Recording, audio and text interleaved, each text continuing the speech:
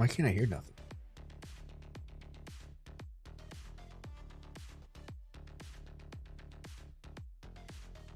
Hello, hello. Check, check, check, check.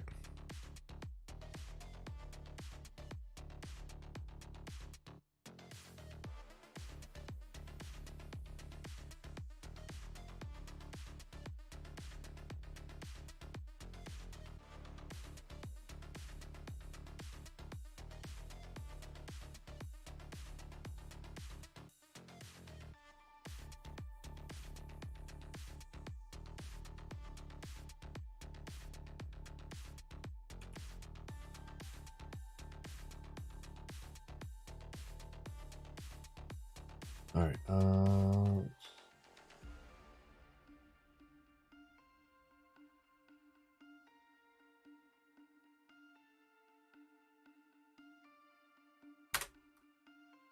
Pratish. Hello, Mr. Clean Shave. How you doing, my friend? It's just we're doing something a little different. I just trimmed up the mustache. I still got the bottom part though. Age 44. Johnny, my friend, how are you? I'm doing good. Doing good. Good morning. How you doing? Victor, good morning, Johnny. Good morning to you as well, Victor. How we doing? Yeah. Hold on. Can you guys hear the music? Let me know if you guys can hear the music, because for some reason it's not coming through to my headphones. Let me know if the music's good.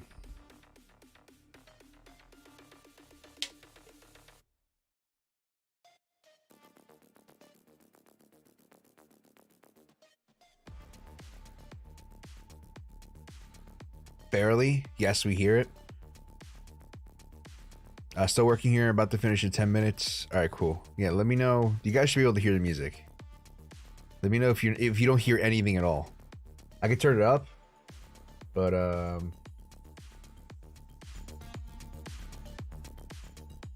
not too loud though. Let me know how that is. I don't want the music to overpower the voice, the radio voice. Good morning. 105.5 WRCA. I'm on speakers. All right, cool. All right. So, all right. Well, if this is what's gonna happen. Hold on, give me a moment. We're gonna sit here and I can't hear the music. I don't know why I have my headphones in. I'm just gonna put in my AirPods and listen to my own music. Well, let me just find it. Hold on a second. We're not gonna do this. So, let's go over a recap of today's session. So I was not able to be in the Discord. Usually I'm in the Discord during London, just to kind of just go through the motions with you guys and just take the trades.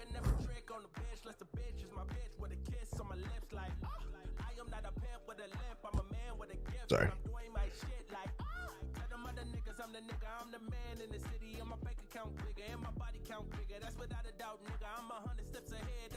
Let's see.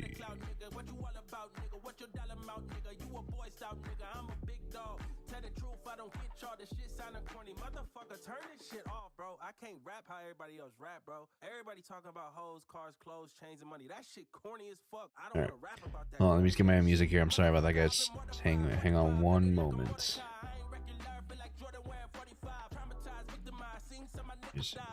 Good. Now this is giving me problems too. I just can't win today. All right, where is it? Where is it? Where is it? Where is it?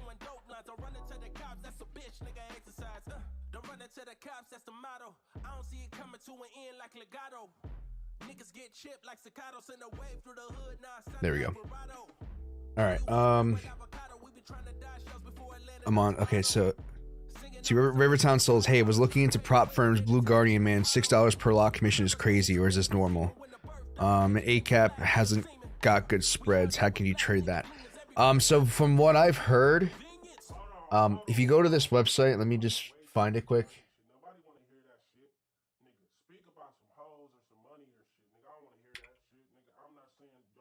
I'm pretty sure these maybe it doesn't show the shows the commissions per. Hold on, let me.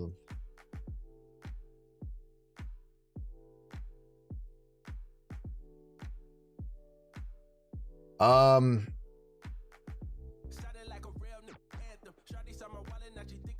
know $6 seems like a lot. That's kind of like on the higher end of average. I've seen firms, I gotta find out which one. There's some firms that have $3 per lot. And I mean, you got to think, like, it's all about perspective. It's all about what you're playing with. Right? Is it per lot? Yeah, it's $6 per lot. So let's paint a picture. Let's say you take a trade here. All right, let's say you have 200K. All right, so 27 lots. Let's say 28 times 6. So 168 bucks each end. If you're trading a risk reward ratio of 2, so let's say you're going to be paying, all right, so 336 bucks. But if you're trading with 200K capital, you're risking about 0.5%. You're risking, what is that, $1,000 bucks. You're gonna be making $2,000. So $2,000. It's a little steep. I'm not gonna lie. There are some firms that have better commissions. I'm not sure if it's that much better. But in terms of it, I kind of think of it as a price to pay when it comes to actually trading strategy. And what I also what I would recommend, if you guys are worried about that, instead of giving yourself a strict 2-to-1, give yourself like a 2.02, 2.03. That should cover enough for the fees. So, when it comes to, what else did you say, Rivertown Souls? So I need someone to look into this, if this is true or not. I heard the spreads isn't necessarily the broker related. The firm itself can determine spreads. It's not the broker themselves, or at least it's partly the broker. Someone look into that for me, if they can confirm that, because that's something that I have found through this kind of digging a little bit, that it seems like the actual spreads are partly due to the broker, but majority of it is due to the actual firm themselves. Some firms are using, you know, the same broker, but they might have different spreads. That's what I have heard. If someone can look into that, let me know.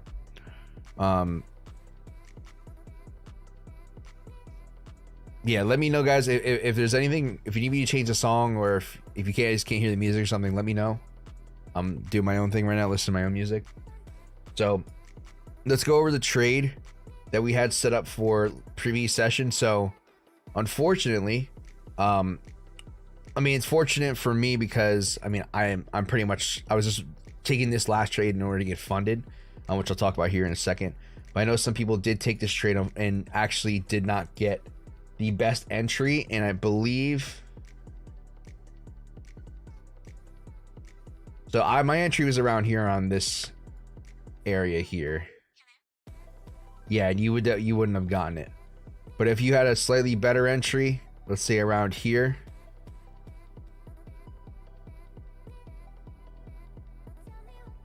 depending on where your stop loss was, you would have like just barely made it. So unfortunately, this does happen sometimes. It could be a little close. In this case scenario, what I tell you guys to do, or at least according to the strategy, what I recommend, what the strategy recommends, is you can do two things. Me personally, over the course of doing this for a while, I'm not the biggest fan of taking a break even, an exact break even. If you are going to take a break even, take it a couple pips above, just to give yourself some room to cover for commission, or some room to cover for fees. So it's definitely something to consider. Depending on how, like I said, it really depends on how you had this trade structured. You would have gotten this if you would have got a slightly better entry than the crap one I had. You definitely wouldn't have gotten this. So it's just a matter of entry, and it does happen sometimes. It's unfortunate, but we have some good news. So one of the things that I was not worried about, but I saw as this was developing, and guys, this goes back to what I said before. A lot of the times, these setups are based off of ABCs of what we usually do. So for me, if I would have saw this coming down, and definitely especially you got this candle break right here and kind of confirmed below that, I would have taken that as a red flag. I'm not trying to use too much discretion when it comes to this, just because, you know, we're using a strictly mechanical model. But something that's interesting, and I wish this would have happened a little bit sooner, or sorry, a little bit later in the day, is we did have this actual level be broken. And what is this, guys? Pop quiz. What kind of pattern formed here? What's this pattern called?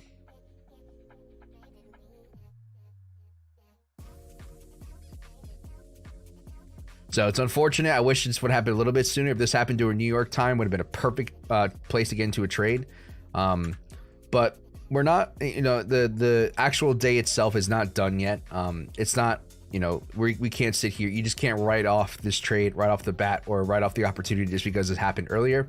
You know, we can still break this high or come back down below. All right. Now, all we have to do is we have to wait for price to break one of these levels, and then we can start looking for an entry. Something that I discovered is that price, even though it might have an ABC, it does react off of a prior area of resistance. So even if we do not get a full retracement back down, the hope is to go ahead and try to catch an entry, to catch a larger retracement, to allow us to, you know, get a good decent pullback in to make the actual short trade. In an ideal scenario, me personally, I would like to see price do something like this, especially with a larger ABC there. That'd be an excellent confirmation. Go ahead and try to take that swing to the upside, but it doesn't necessarily have to happen. So at this point, it's just a waiting game. I'm not trading today because I just passed my 25K funded challenge. I'll go ahead and show you guys that here in a moment. I also want to check on my funded next account.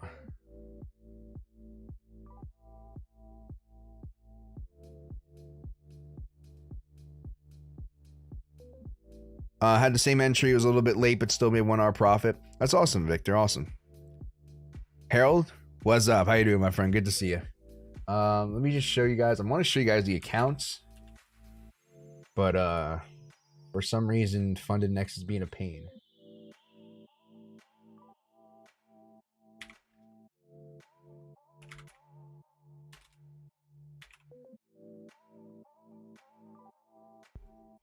Yeah, spare me one moment, guys.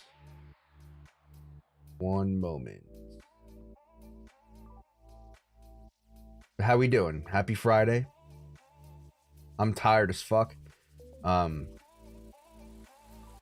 want to go to bed, but we're doing this. We're doing this.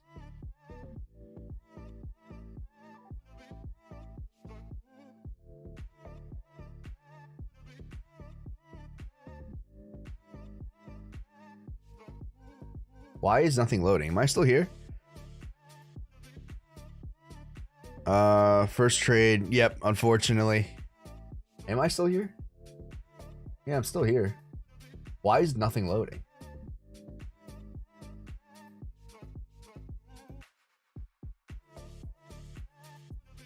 Nothing's loading.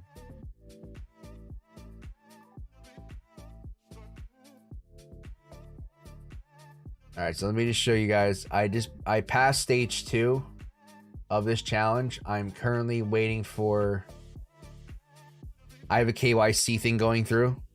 So just to show you guys, we passed 100K challenge. That was phase 2, 5%. And then if I can get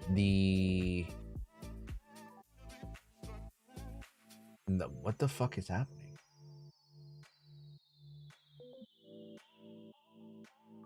Oh, I did not ask for assistance.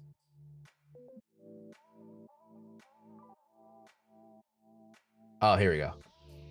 All right, so I'll show you as well. Stage 1, stage 2.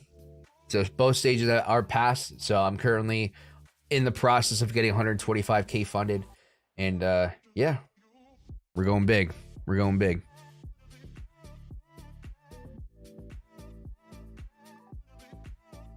You've gone to heaven. Welcome.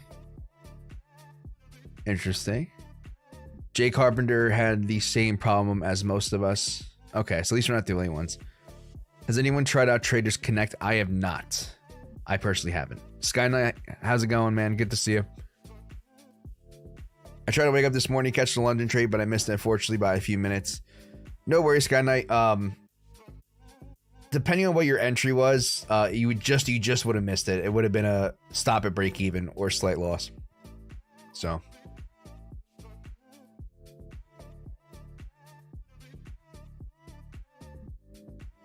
Is Traders Connect a firm?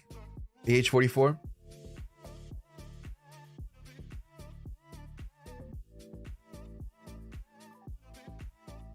Thor and I were just waiting. Let's also check GU.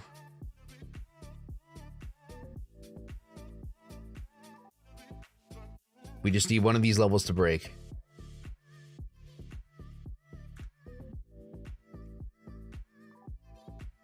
So what? So let's go over.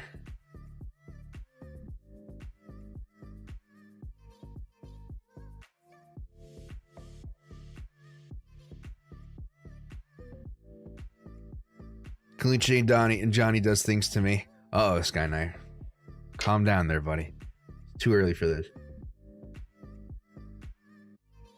I have like the, I forgot the name of, I forgot, there's like a name for it. But I basically have no mustache, but I still have the beard going. We're trying something a little bit different. It's a software that connects multiple prop accounts. Oh, okay, that's what it is. I haven't tried it. I'm hopefully, if I get funded the next, so this, I guess, is a good segue to go into what the plan is for me. So as you guys can tell, I named the video Road to 1 million, 2 million, whatever funding. The goal for this is to basically drag this out as much as I can, while also putting money in my pocket. With Funded Next, which is the 100K challenge that I took through Funded Next, they offer something called a 15% profit split of the challenge accounts, plus your refund fee, plus your actual payment.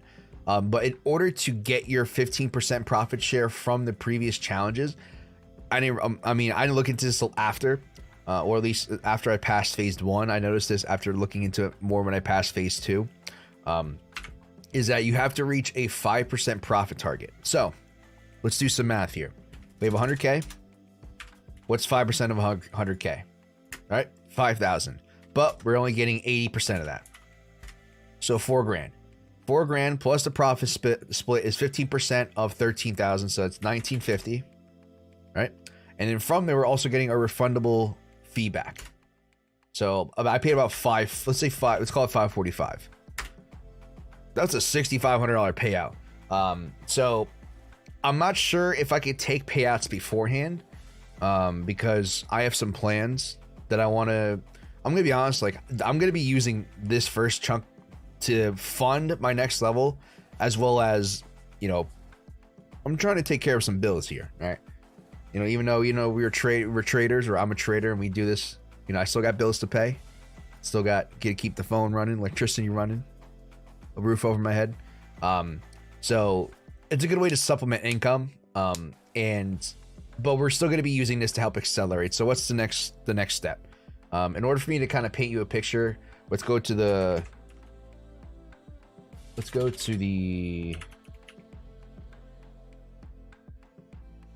I have a spreadsheet for this. Signed out. Yeah, let's get a sec.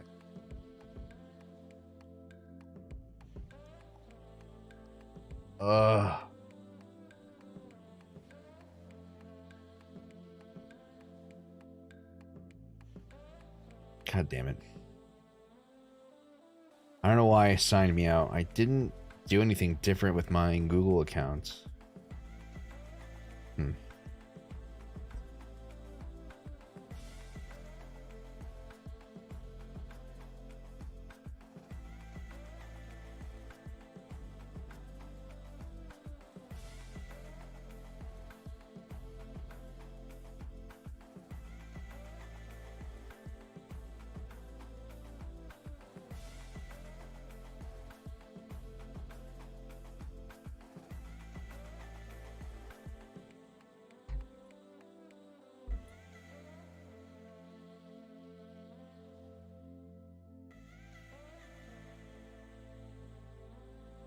All right, so you guys know, I have a spreadsheet which I am currently. It's not the cleanest. All right, this is not clean whatsoever.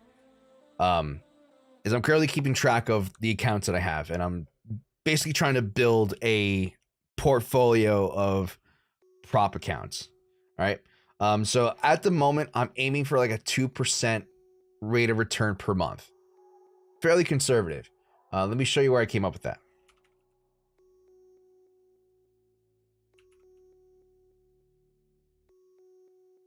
So if you guys want, I'll share this with you guys. I mean, it's open to everyone. Anyone can view this. But we're currently looking at the success rate, the win rate of this, what your ROI is going to be. We're tracking this from about a 10-month perspective. So 10 months this has been going on. All right. So let's do some math here.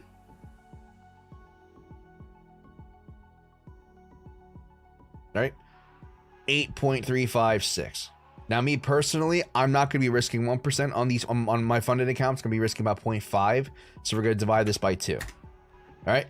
So using half the risk that this calls for, you should be, you know, as of right now, the model's tracking to make about 4.2%. Me personally, I like to set my expectations very low, or at least lower than I should, because I would rather be surprised than disappointed. So this goes with any trading method. Always set your expectations low. Don't get greedy.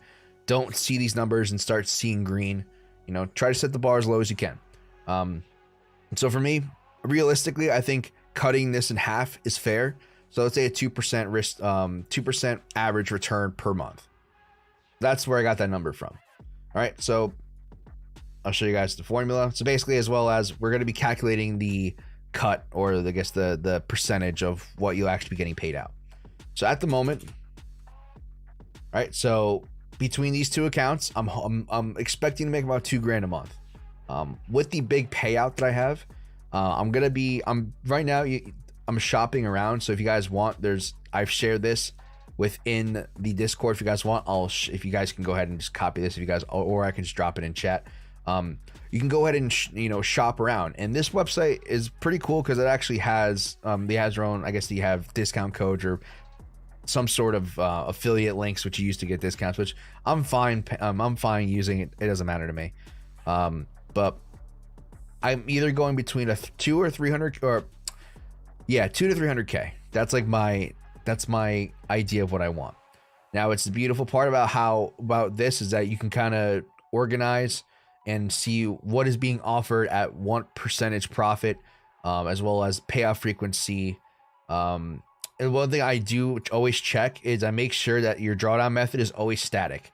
The trailing drawdown method is kind of stupid at first, because if you have 100k and you make $2,000, all right, instead of your initial drawdown being 10%, now it's only the 2,000. So you can't really lose it to 2,000. So in the beginning, trailing is stupid, but if you build a good base on the account, if you build like a 20k cushion, 30k cushion, 100k account, that's gonna, on a larger scale, it kind of helps. But me personally, I would just stick to static. So there's a bunch of different firms out there. I personally am probably gonna be, this is what I'd like to do. Is I organize my profit ratio and I just see what's available. Looks like, Blue Guardian, 872 for 200k, not bad. I'm probably gonna be going with the GOAT funded trader. That's probably my next target, or the next account I'm looking for. I'm debating between Blue Guardian and GOAT funded trader. Both are really good firms. I've heard great things about them. There's no issues. Like, when you guys are doing your research on these firms, check out if there's any issues with payments, especially from larger players. If there's traders out there on your Twitter or YouTube out there who are relatively good traders and they're having issues with payouts, that is a red flag. It's not about the little payouts that matter. It's, are they paying out the big guys? If they are doing that, that's a good sign. If there isn't any issues, always make sure that there's no issues with anyone getting or not getting payouts. And from there, I would say the next step is kind of do some research on the team. Is there a face to the company? It's almost like the same way how you would approach trying to find an exchange in crypto to trade with. you know, just trying to do as much due diligence as you can. I'm currently in the process of doing that. As of right now, I've heard good things about GoFunded Trader as well as Blue Guardian. You can't go wrong with either one. That's my recommendation for 200K. Let's just go to 300K. I'll show you the options. And if I go 300K, I might actually just go to Funded Trader. Funded Trader has been around for a while. There have been some issues, but I think that's been resolved. Funding Traders is a good website too. I've heard good things about. Bespoke, there's been some things that been coming out about Bespoke. I can't sit here and I'm not gonna exactly talk about because I don't know the full details, but it seems like there's been issues with people getting payouts on Bespoke, especially larger payouts. So red flag. Funded Engineer, my Funded FX are good, but I'm saving those for the larger ones. So like if you go to like 500K and above, there's not too many firms offering 500K. Like you really have like 3 or 4 different different firms offering those higher amounts. So I'm not trying to go with Funded Engineer right away just because I want to save that for the higher account amount. But it depends. If I can take an early cash out or if I can take a early withdrawal, not have to wait for that 5%, I'm going to go with 200K. But if I do decide to wait and get that bigger payout, I'm going to go with 300K, maybe possibly 400K, depending on what's out there. And so I really like this website a lot. It allows you to shop around, allows you to kind of see what's going on. Remember, guys, always do your research. So yeah.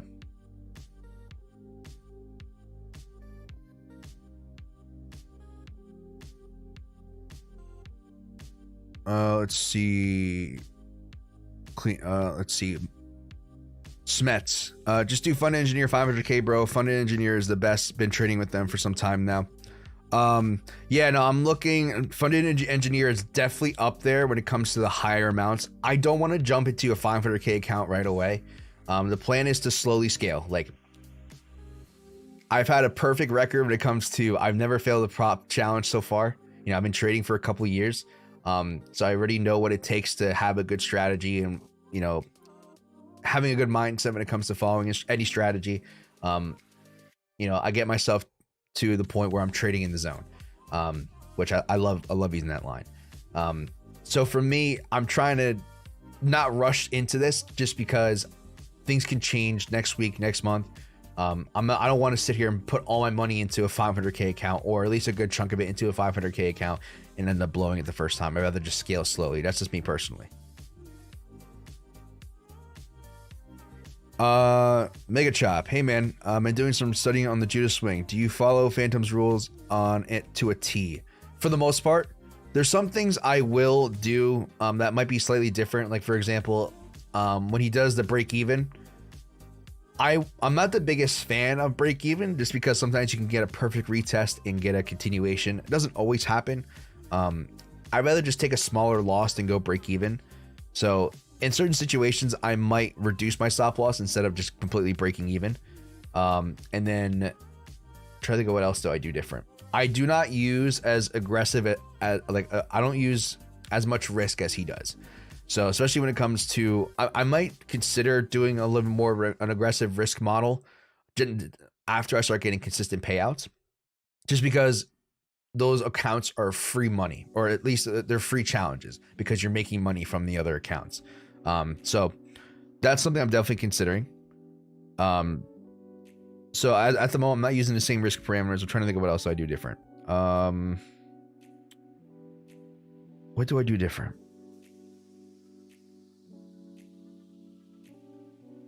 The strategy is mechanical, but I look at things from an ABC lens.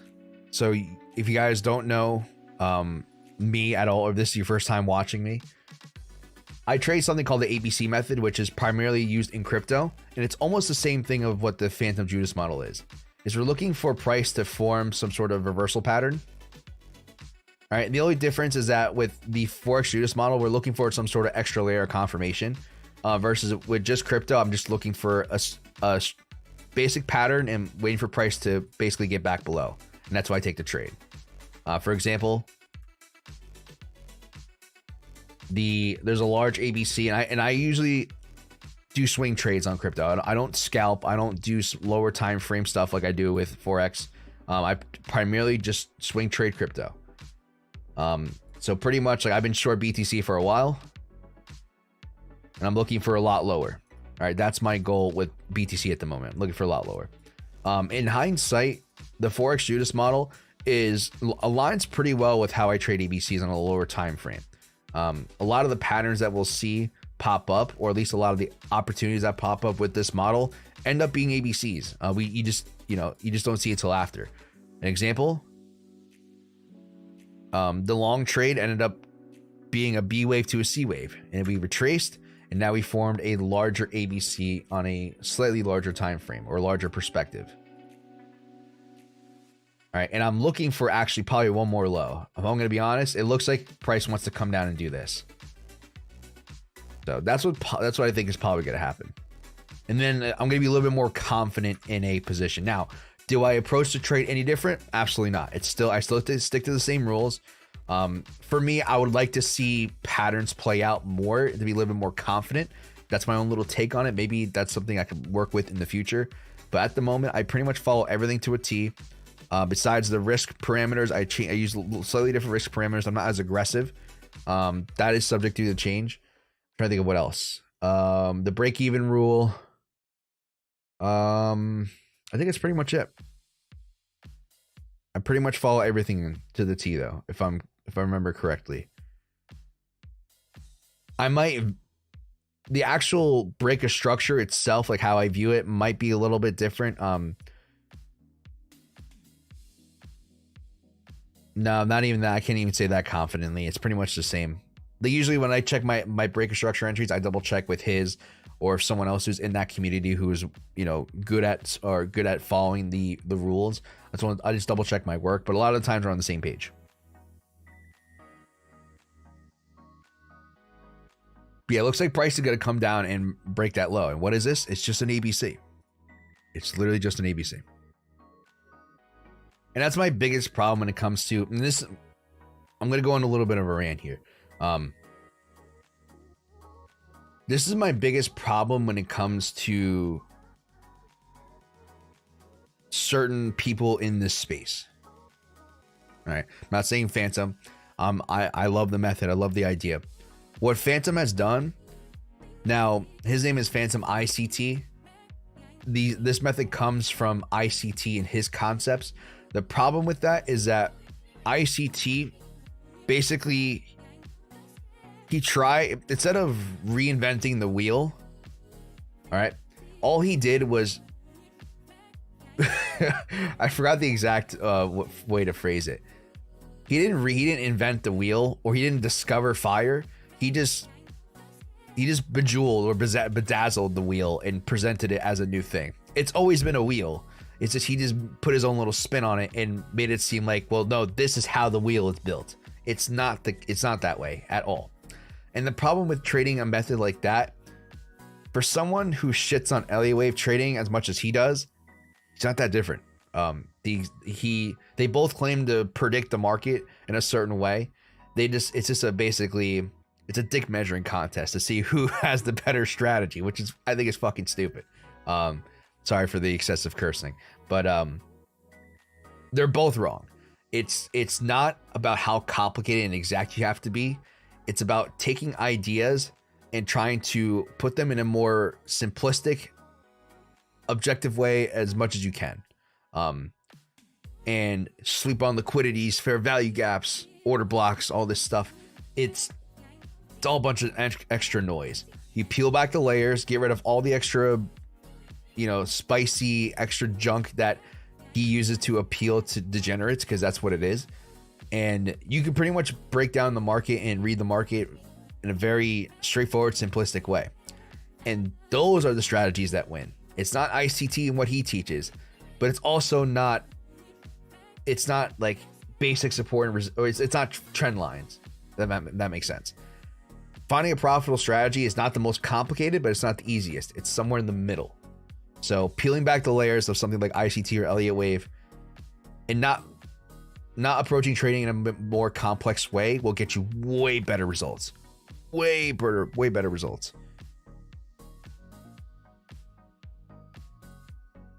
I'm backtesting the silver bullet, which is a combo Judah swing in trend trading.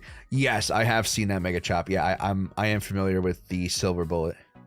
He put rubber around the wheel. Exactly. Yeah, he put a steering wheel cover on a steering wheel, and it calls it his own steering wheel. It's stupid, bro. He is putting in so much puzzle pieces in trading. Exactly. Trading is like a puzzle. What is an easier puzzle to solve? I love using this analogy because it's something that I create. Oh, it's something that I made up, and I think that it's very true.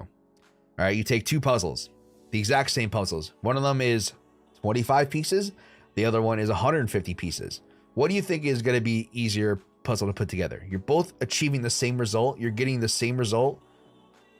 But if you can put the same puzzle and get to the same end goal with less pieces, why take the more complicated route? He's got like 15 levels for one candle. Yeah, I'm not going to sit here and say that he's a complete net negative to the trading space.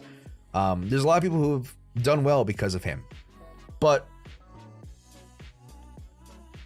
it's not as, how do I say this? I think it's so funny that he goes on and on these rants that he like he just knows the formula. It's comical at this point. His ego is so inflated, it's not even funny.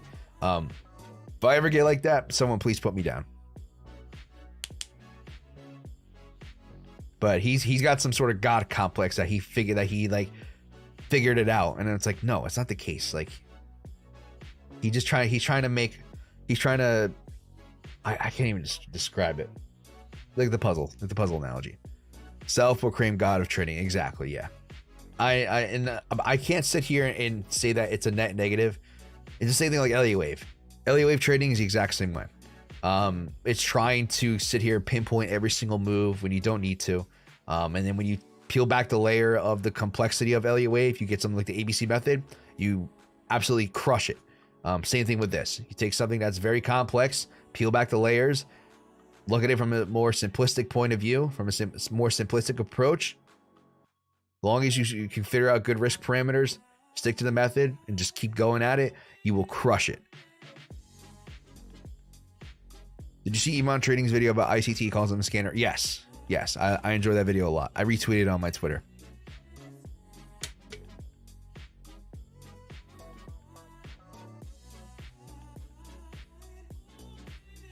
Sorry, some going outside my house. Good. Do prop firms just operate on Forex, or is it equities too? Some of them are both. Equities have their own. A lot of equities have their own prop firms. I don't remember which ones there are. If anyone knows of like any indices or equity prop firms, please let me know. But some of them do operate on both. I'm not sure exactly which ones. You have to look in more into that. I think Top Step's one of them. ACAP. Well, ACAP's a broker. It's not a prop firm. You meant. If we break this low, I'm going to be a lot more confident in longs. I mean, like, I'm not trading because I already passed my two prop firm challenges. So I just, after this stream, I'm going to KYC on Tradingview. And then I'm still waiting on Fund the Next, and I should be good. I'm just waiting at this point. So I'm still going to sit here and like walk you through the trade.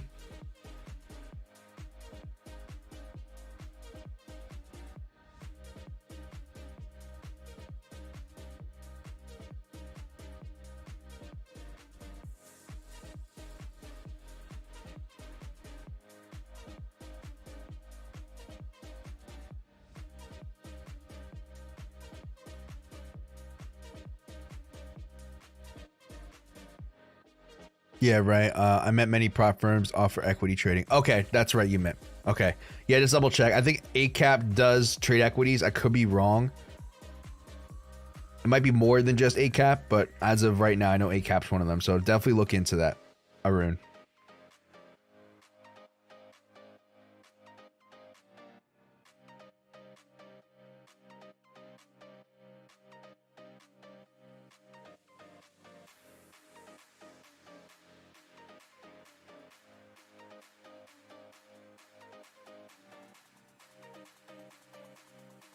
Let's see. The GBP break the low. All right, let me just inform the Discord just in case.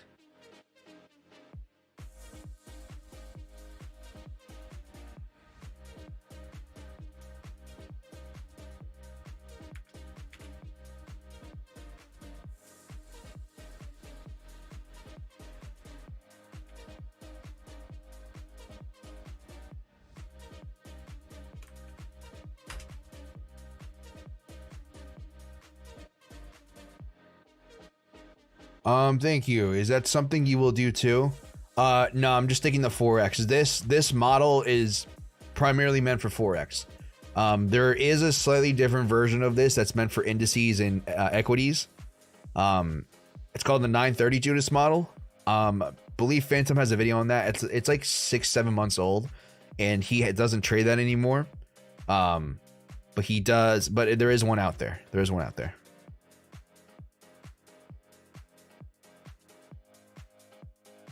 I.e., equity prop firms. Also, can we do options using ABC method? I'm not too sure about that, Arun. I haven't looked into that.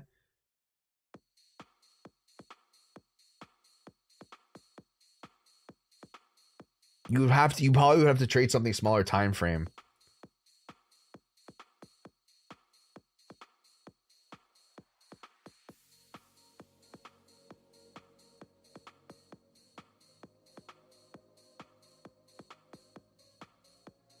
There's an ABC short.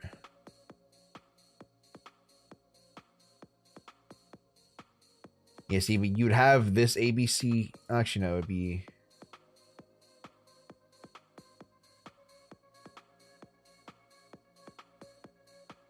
It's tough because it's hard. It's hard for me to tell you when to enter. If you're just entering just off of this line, you might have gotten stopped out already. A decent amount of times.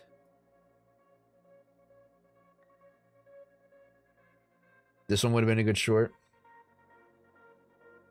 I don't know. It's hard for me to say, you know what, this is how you do it consistently. I can't confidently say that. That was a good short. You have ABC's longs that didn't really play out. This one played out. It depends. Like I said, I can't sit here and confidently say that trying to trade options using ABC is going to be good or consistent. Let's see. BetaBot, how you doing, my friend? Let's see. Can you please take a look at XRP, please? Sorry, I was busy this week. Can you look at XRP, please? Yeah, absolutely. ABC works best in crypto with 1 hour and above, at least for my research.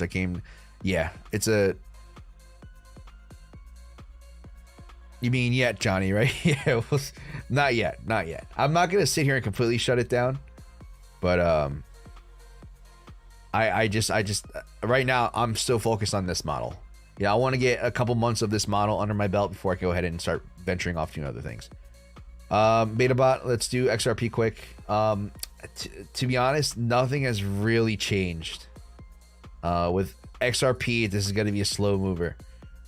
You had this very, very pronounced ABC short.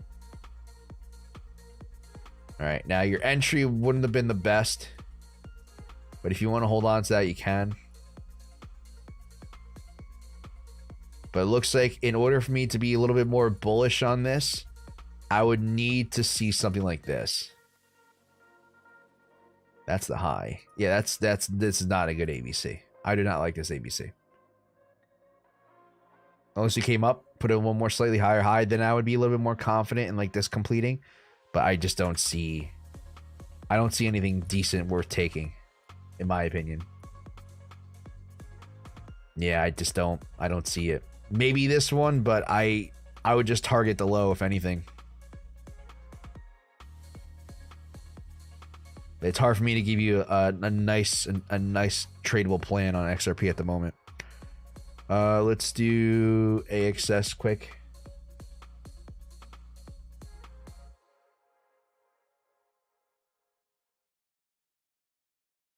All right, so looks like we're still creeping below this pivot.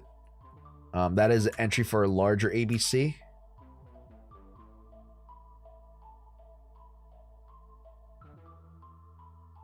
All right, it looks like it might want to come down and put in one more low. You can trade this if you want, but me personally, this is a coin I would probably swing trade, so I would just wait to get back above 461 to enter. I would not be trying to chase every single low. That's just me. I've held my crypto trades for so long that I've received my stop loss amount in funding. Yep, I pretty much the same for me too. I pretty much have free trades across the board. So even if I get stopped out, it's not the end of the world. It's a free trade. So yeah, I mean, if you want to beta bot, you can. I personally would just wait until we got a little bit higher. I would wait till we get back above here and take this as like a swing trade. Thank you so much, Johnny. No problem, my friend. No problem. Yeah, we just need this low to be taken out, and then we can start looking for longs. I would kind of wish I was able to trade this, but because that's a really nice setup for a long position. I'm not gonna lie.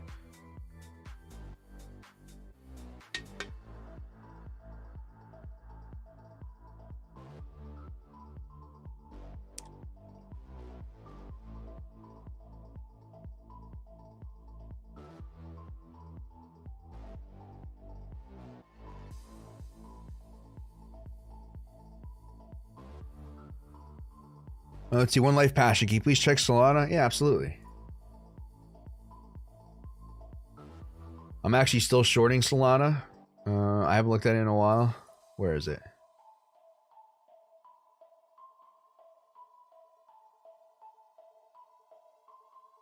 All right, so I've been short Solana since $27. So I would say this. If Solana comes back and gives me a setup like this, I would be a little bit more bullish, but I would need to see this previous low taken out. Once we get that low taken out and we get some sort of reclaim like this, that'll be a nice area to go ahead and possibly take a look for a long. Yeah, I maybe get. I don't know, I'm not feeling too good about the one more high part. Maybe you could be one more high, but I'm not the biggest fan of that. So at the moment, the next possible entry would be around $17. If we break below that, he's got to look at the next level below. It's about $12.65. If that breaks below that, then we're going back down to $7.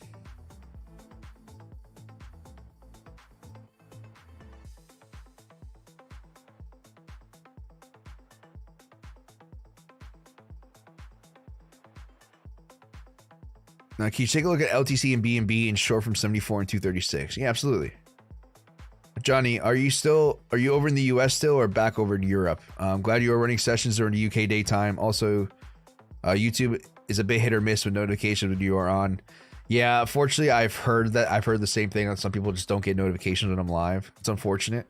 But no, I've always been in the US, just because my schedule's been different for a while.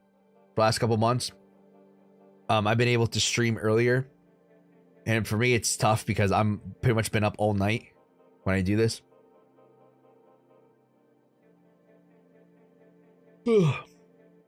So it depends. I don't do this too often, and it's luckily that we only do this a couple days a week. So yeah,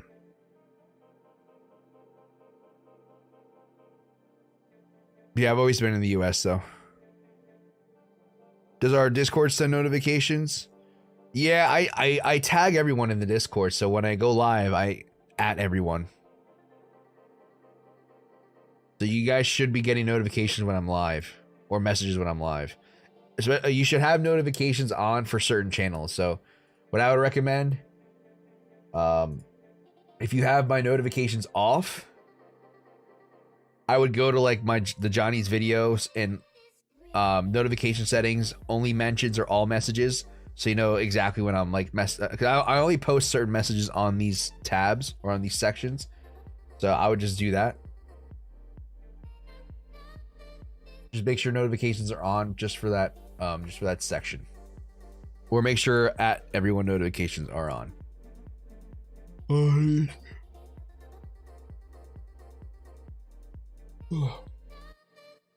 All right.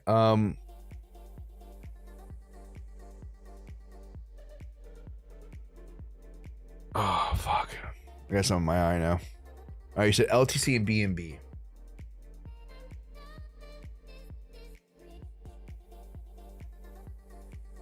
I got like an eyelash in my eye. Now it's bothering the shit out of me. All right, let's do LTC. All right, so LTC's got a whole lot of nothing going on. The only thing I would say, let me look at the actual LTC Coinbase pair. Okay, so LTC looks like it's got this going on.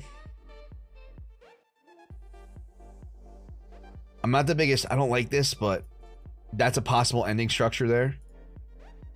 So if you want to try to get a DCA point from there, I don't know if I would leverage long this, just because I don't like that. I don't like that the separation and the trends are not big enough.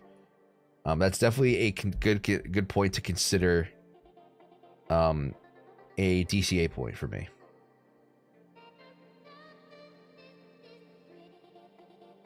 As for shorts, if you are currently short, I would wait for continuation setup. I would say if you get a setup like this, I would say it's a decent continuation setup. I'm not gonna be the biggest fan of that, but hasn't been anything seriously. There hasn't been anything that's built up enough to actually consider as a continuation setup. So for me, I'm a little bit, not too eager to take that, or I wouldn't be too eager to take that, but that would be a position worth considering to take. And you said BNB. I don't think I have BNB in mind.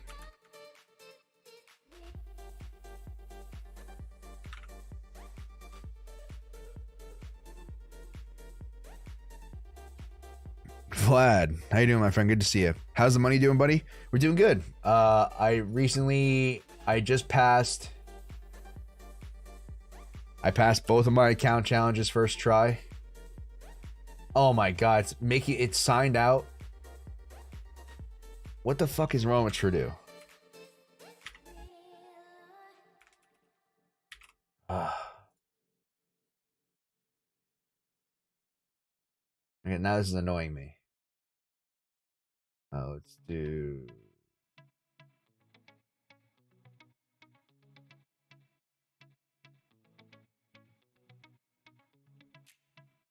Where the hell is it?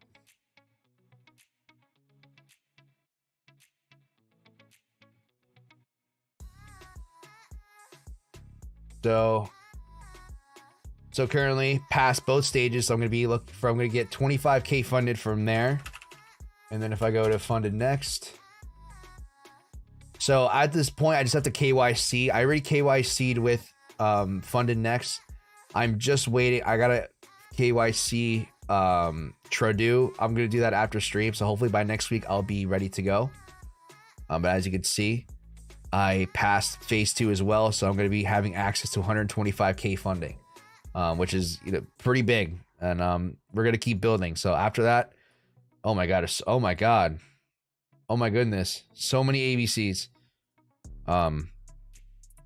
After 100k, I'm gonna probably go for 200k or maybe 300k, depending on how much money I make on the first set of trades, and we're gonna keep building it.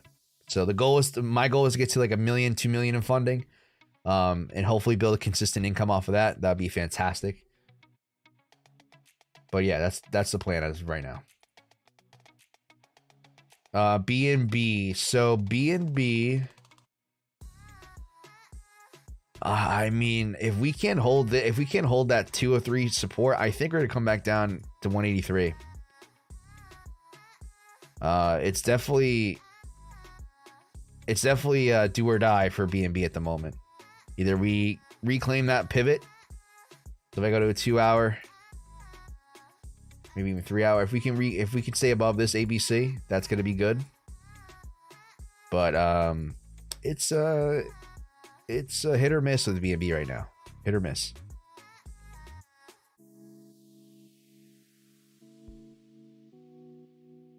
Do you have VPN active? It could be kicking you out. I don't think I do. No, I do not have VPN out. I don't have VPN on.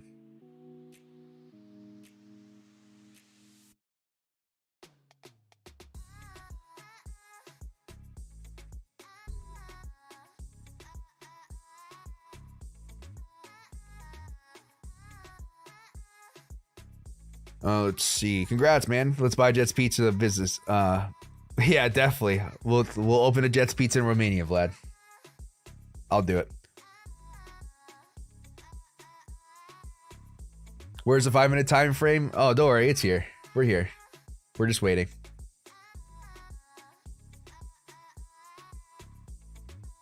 Thoughts on crypto fund trader?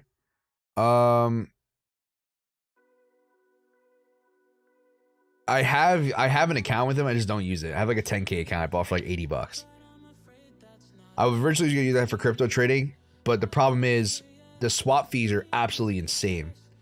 So swap fees are the equivalent of funding fees, but imagine paying 15 times the amount. I believe I paid like $80 in fees for holding a trade for like a month, which is insane. So swap fees are just ridiculous on regular brokers. So if you're gonna trade crypto, I'm not gonna speak on it. I have a business idea, but I'm not speaking about it yet. Hold on, I need to go out. I need to step out for 1 minute. There's something going on. I need to close my window. Give me 1 second.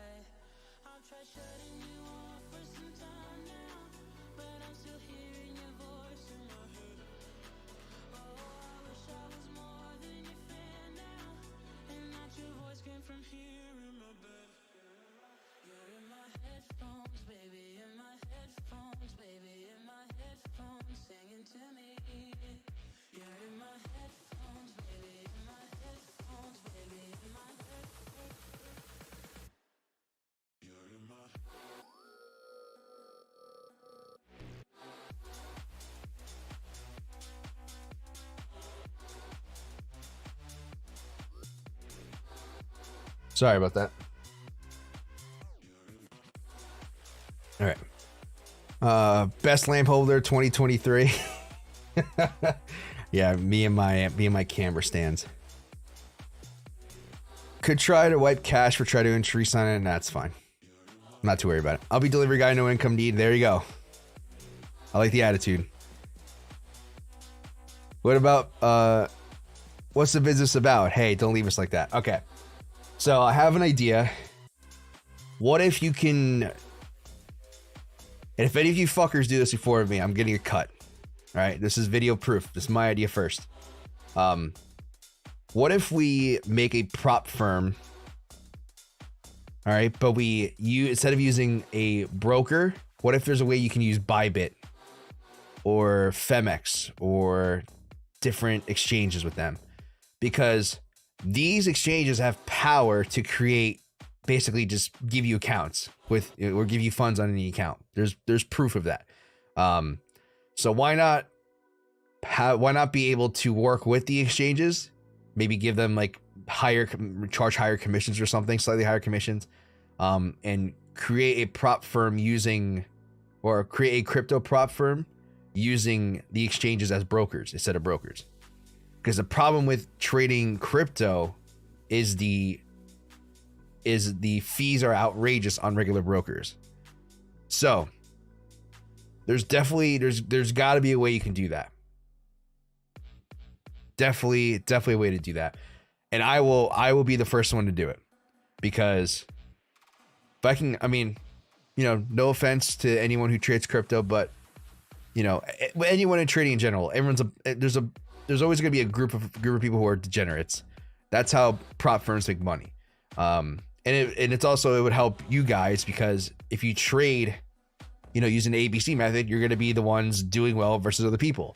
So if you can leverage prop firm money on a swing account like that, oh, that's good income right there. It might not be as good as this, but it's enticing. Big brain thoughts. Remember, if any of you guys beat me to the punch, if I find out, I'm getting it. It'll be mine. Just kidding. Thanks for your idea. See you on the other side. Sky Knight, don't you dare. Don't you dare. I really don't care. If you guys are able to do that before me, all I ask is you give me a cut or bring me in somehow. I don't care. You can do it again, do it on your own. I'm writing to my Bybit contact as we speak. Vlad, don't forget about me.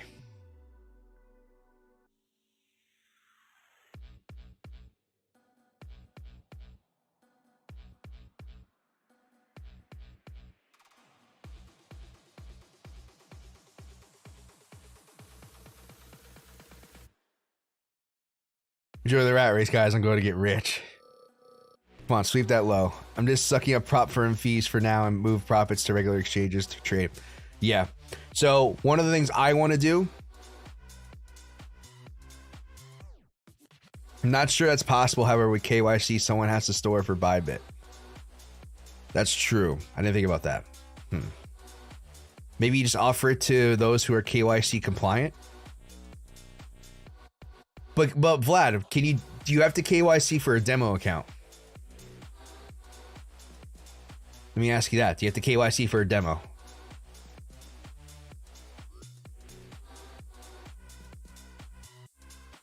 Because do you keep increasing the total balance of a prop firm account, or do you just get consistent payouts after every trade? So a lot of prop firms have scaling plans. So if you hit certain profit targets, even after you withdraw money, you can actually increase your balance.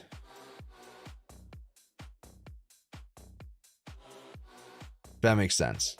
So like if you hit a 10% profit target, even 10% even after withdrawals, you can still upgrade to get a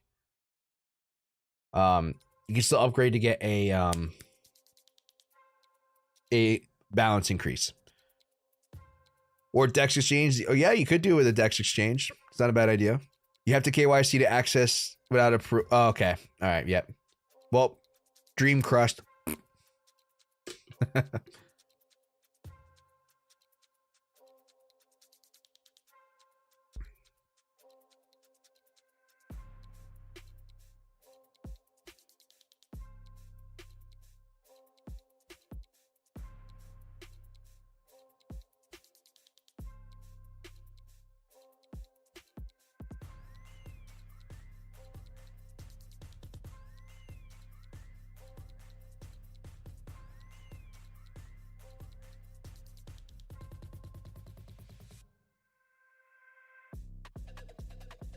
Just build hedge fund. I ain't got that kind of money yet. I have another idea. Let me speak with David. Uh-oh, Vlad. What are you doing? Vlad is coming up with all the ideas now.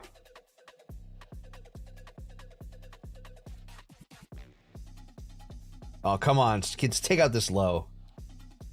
Give me a little something like this. Come on. Give me a little something like that.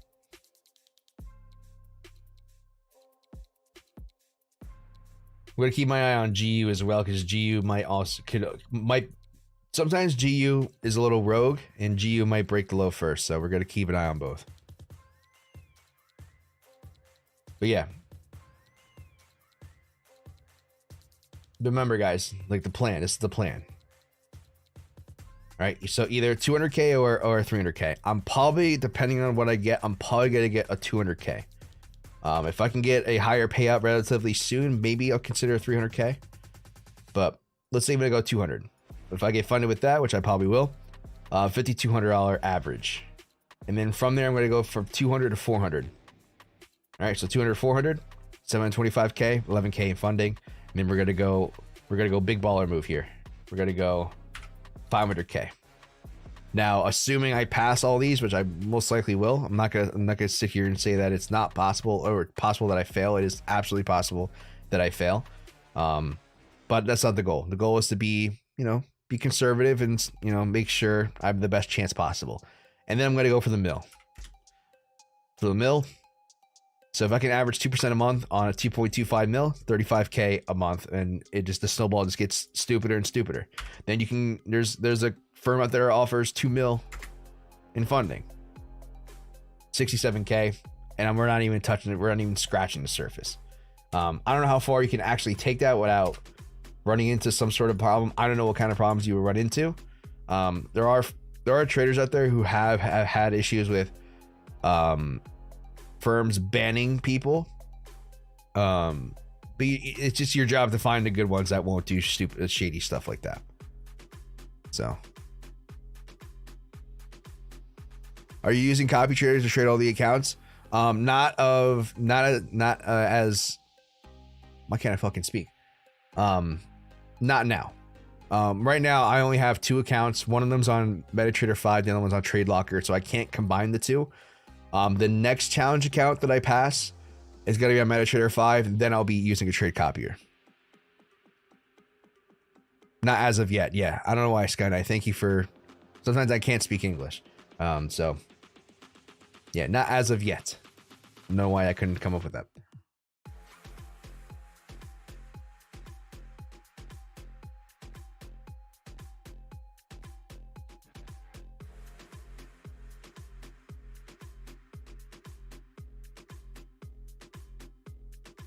Oh, come on, don't pump. Dump. None of this ranging bullshit. Come on, give me a lower low. Stupid snowball right there. Yep, you have no idea, Harold. You have no idea of what I have done off a stream. I'm not even gonna go die. I'm not even gonna go too crazy into it. I really don't want to. But the snowball gets really stupid. Bybit has Apex. That'd be it's definitely doable. We just have to find a way to do it. I already know what's gonna happen though. If you try doing that, people are like, "Oh, there's not enough leverage. Oh, there's not enough tokens. I want to do this with Sheeb." Yeah, okay, buddy.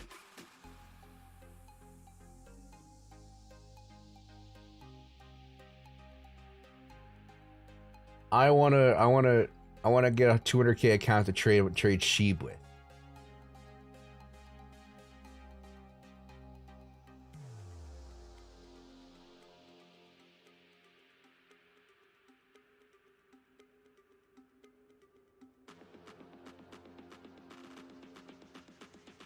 Ooh.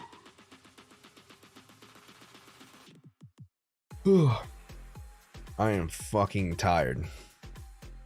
So guys, if we don't get a move by 11 a.m., so in another hour, Johnny, how's next Monday for you? What time? What time, Vlad?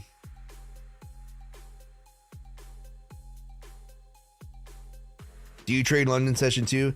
Yes, I do trade London session. I don't stream it on YouTube just because I don't feel like setting up my stream setup at 3 in the morning. So I most likely am in the Discord unless if I'm working. I do still work a part-time job. So what's the trading schedule for next week? What's the trading schedule?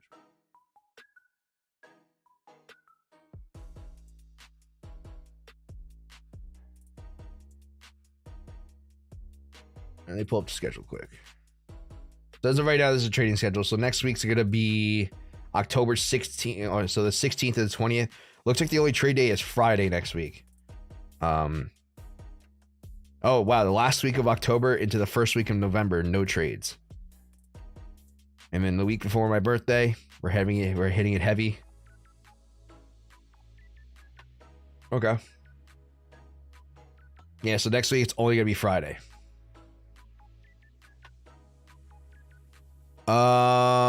From 4 p.m. UK until evening. Yeah, that should be fine. That should be fine. I'll let you know, Vlad. That should be fine.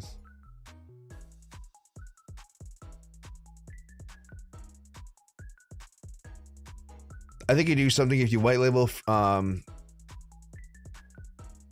Finandi or white label for Binance. Definitely something to look into. Only Friday, I think. Yeah, Friday. I believe Phantom only trades for 3 hours, but said if you're trying to get funded or just everyone else, go for 4 hours. All right, we can do that. Yeah, that's fine. I don't know if I'm going to be on stream for that long, but Strong P, how you doing, my friend? Good to see you.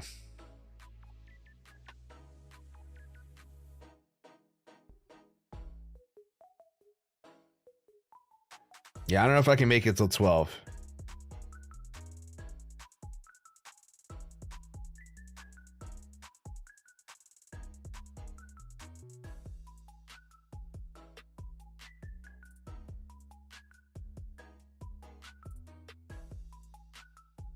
Drew, how you doing, my friend? Good to see you.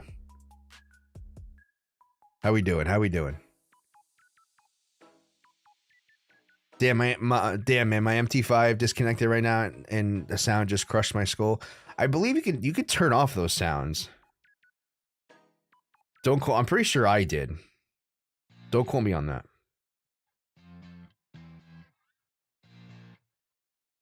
Boing. Yeah. All right, come on. Don't give me this pump shit. Just take the low out and give us an entry.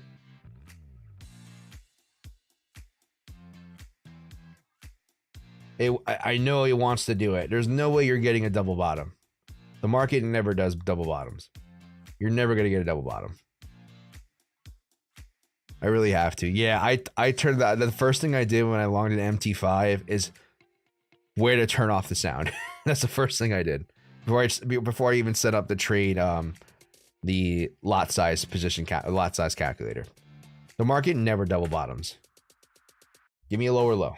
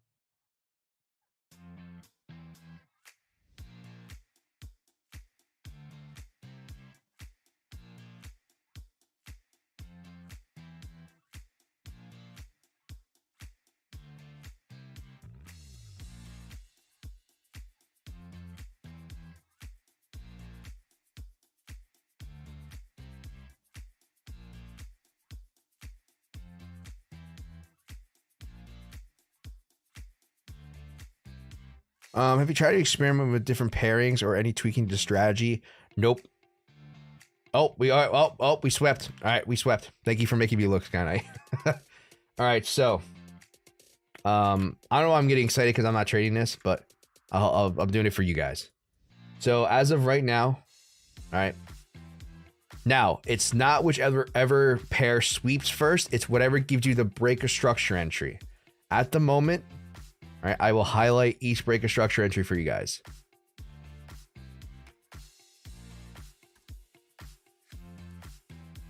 Where's the... There it is.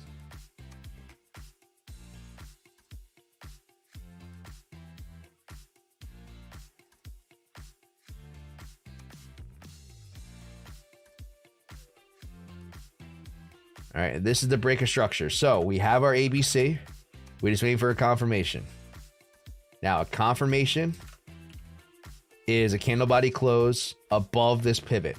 This is our current break of structure. So whatever gives you the entry first.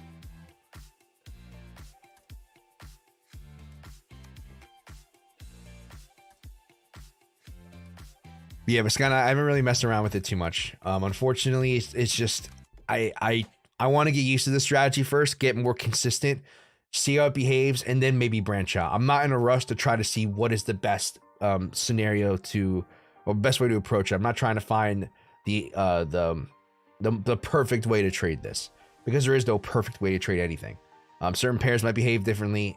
For me, it's just spending time with it, learning it, making sure I'm comfortable with it, and then we can, start to branch out. And for me, that might take, 3 months, because I'm only been doing this for like a month and a half, 2 months. About a month and a half. We're getting close to 2 months here. It could take 3 months, could take 6 months. Who knows? So yeah. From the looks of the structure, Euro looks like it wants to come up a bit more before going lower. BP seems like it might be going low now. Watch out for the pound. Quickly, scenario. Spit it. Johnny still bearish on BTC. I am bullish if you want to take a look at some alts. 1 day or 4 hour. Example, AGIX. Never mind, they want to move together. Yeah, this is a scenario where they're moving together. Strong P, I'll take a look at it. What is it? AGIX? I'm assuming, yeah. All right, so on a larger term time frame, it looks like maybe one more sweep at the low would be nice. It'd be this ABC.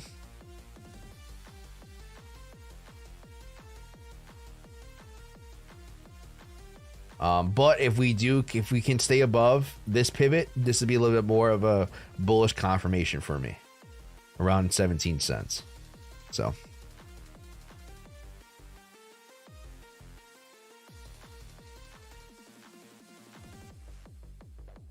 do you look at DXY when trading currency pairs? I do not. I'll look at it from like a long-term perspective when it comes to like crypto and stuff, but I don't look at the DXY. Oh, it's got the chills. Ooh, it's got the chills.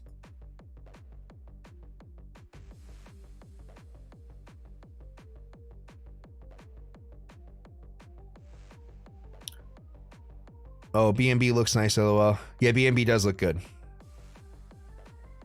Today I saw a guy on Twitter that waited and then limited it and had the perfect entry.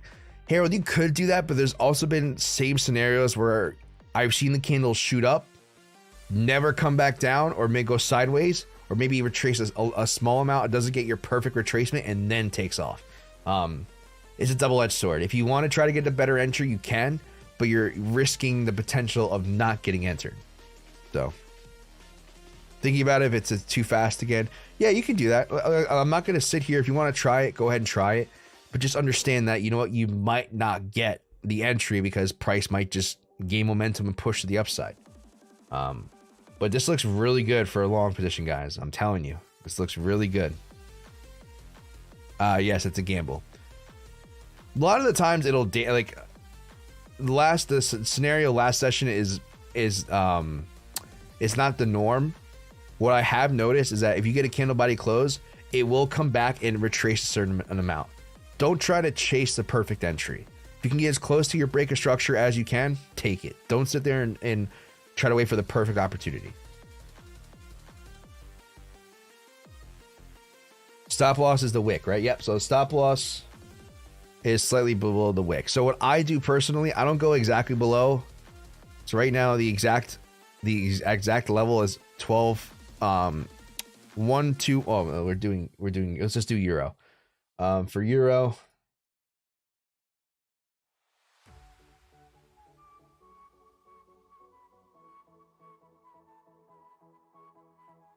I don't do 105 129. I'll do like 105 125, maybe a little bit lower, and just aim. Don't go too crazy with the stop loss because it's gonna take away from your risk to reward. You know, don't go 1 pip under. Give yourself like a 2 or 3 pip buffer.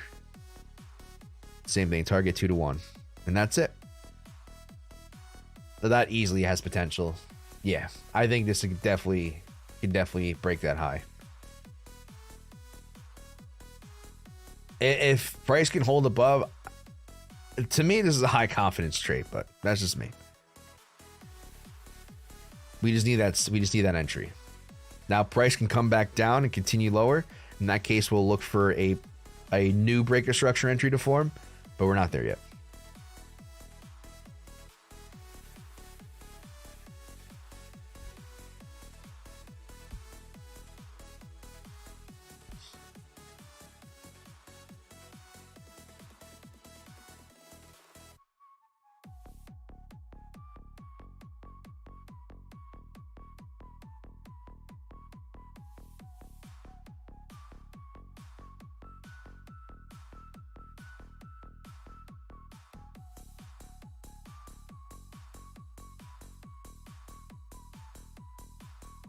Do you place your trade the moment it crosses the breaker structure line, or do you wait for a candle?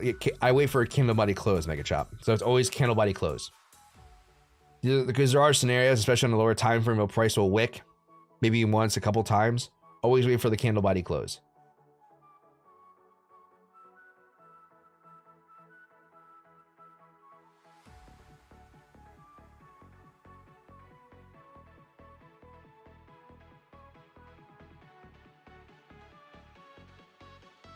To be honest, out of the two, so another thing you got to consider too, you can't be above, it can't be greater than a 20 pip stop loss. On GU, it's currently a 25 pip stop loss. So we would need a new breaker structure entry to consider GU. So EU right now is the pair to look at. So right now we're only at an 18.5 pip loss.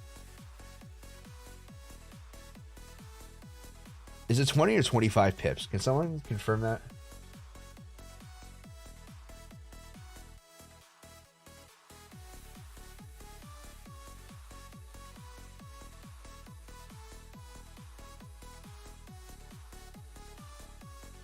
Oh, 25 pips. Sorry. Those 20 pips. 25 pips. Okay, so even still, this is too much. So no stop loss greater than 25 pips. We would need a new breaker structure in order to take the entry. At least on GU. EU still good. 25. Okay, yeah. I thought it was 25. I said 20. I was like, I don't know if that's right, but 25. Okay.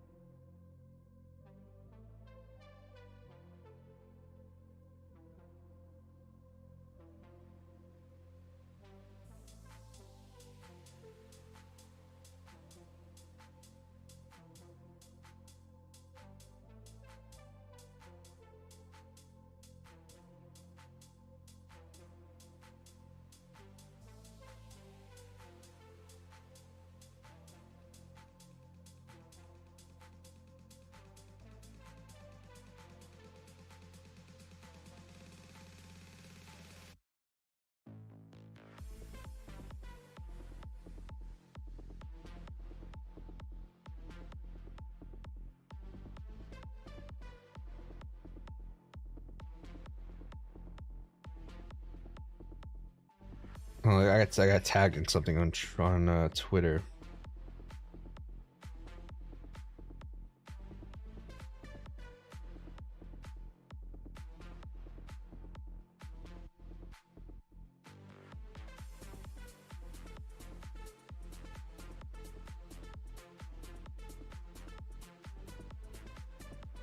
Let's see. Is there a statistic on the win ratio if you hypothetically take both trades, the opportunity presents itself compared to just one? I think Johnny said something within the 55 for a half. I haven't seen anything like that, Sky Knight. It's possible. Me personally, you could try to do it. I don't know. I haven't personally done it. It really depends how the structure forms between the two. As you can see, like for example, GU right now is already at the previous pivot. EU is above. So EU looks a little bit stronger. It really depends. It's a case by case for me. There's been I think one or two times out of me doing this where I've seen a situation to where one pair will break the low, pump, And then on the other coin, it wouldn't break the low, but it would break the high. If that makes sense. And so you can get some sort of like hedging scenario there. I don't know if I would do something like that, but I have seen that happen. I think twice, at least once, if not twice.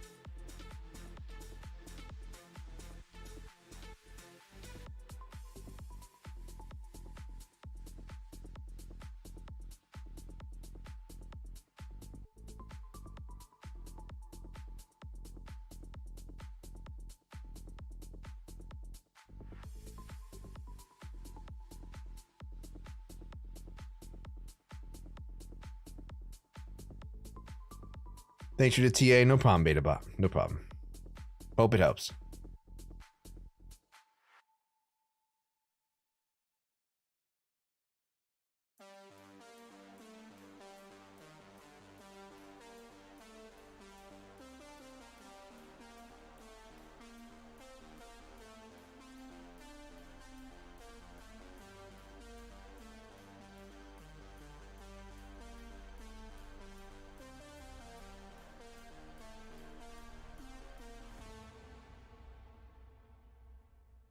I am working Monday to Sunday, only tomorrow off. I mean tonight off.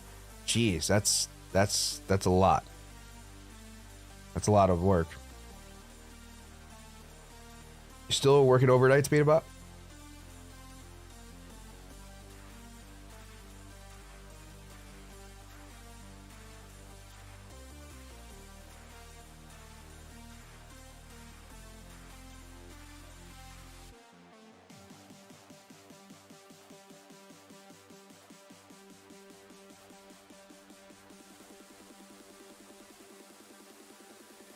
Yeah, want to gain more before the bull run.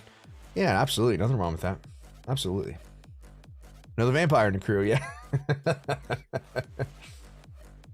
Yep, unfortunately. I hate it. Can't wait to get this payout, man. Once I get this payout, especially if I wait for that $6 grand payout, if I what the fuck is this? Calculators. Once I get that, I ain't go back to work. Quitting my job.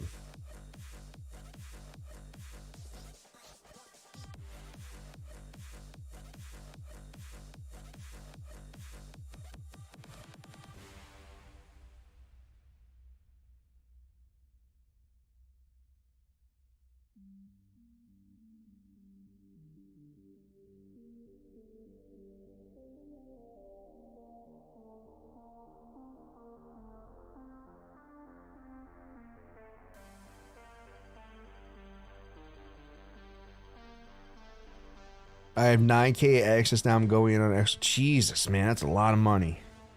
That's a lot of money in a coin.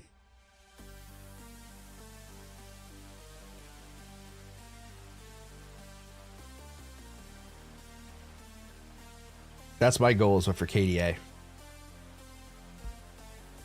I still want to buy a big bag of KDA. I'm still DCAing, but I'm not as much as I used to. I really want to buy KDA heavy just in case. Oh, it's so close to that larger ABC.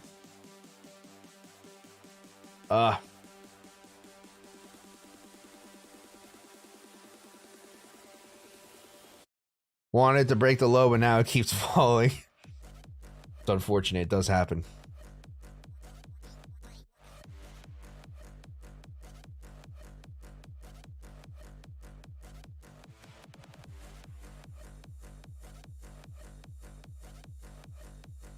Have you seen what gold did this week? I have not One Life Fashion. I haven't taken a look at gold in a while. I'll take a look though.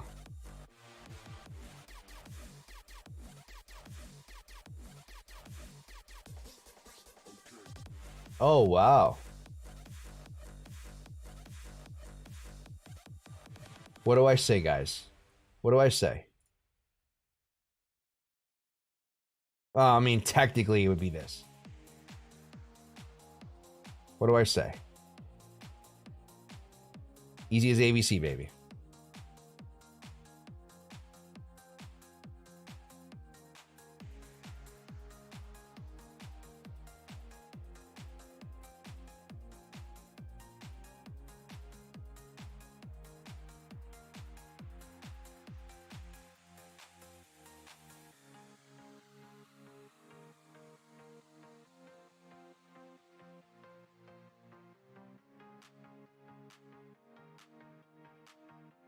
Cool. That's what we do with the war in Israel. That is a valid claim, Victor. That is a valid claim.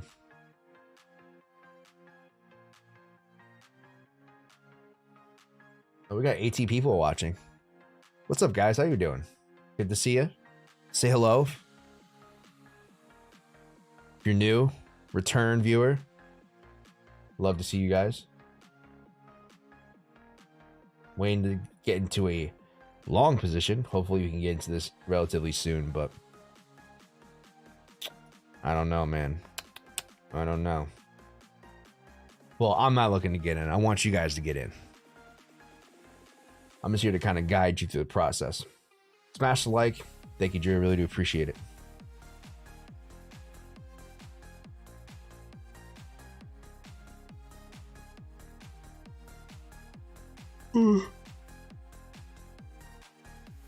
Oh, I'm tired of shit, man. Oh, I'm sorry.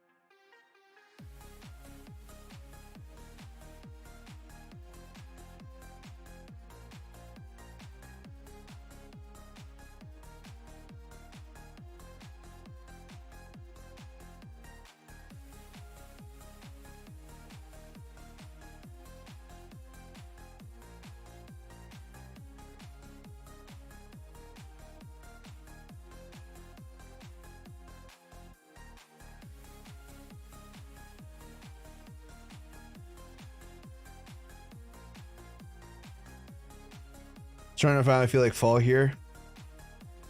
I love it, man. Fall is my favorite time of the year. My birthday, Thanksgiving, both involve food.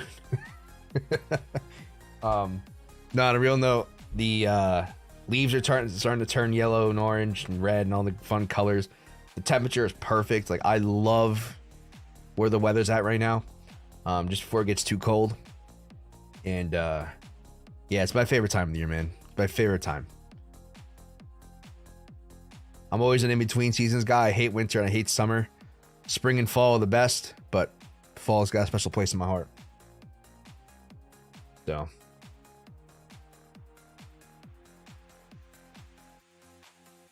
this is brilliant. Real training and you are on point. Plus tired. Who needs AI? I wish. Get an AI version of me to stream while I sleep. We are going to hit winter in the UK. UK summers are mild. That's not what I heard. I mean, you guys will have air conditioning. I don't know. I don't know how you guys do that to yourselves, man.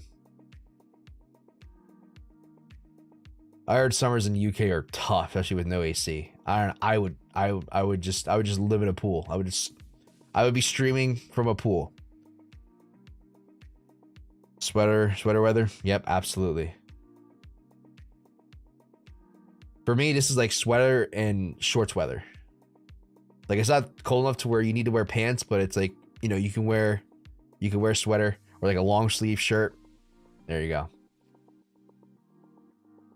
Did Gold do a 360 no scope? Yeah, pretty much.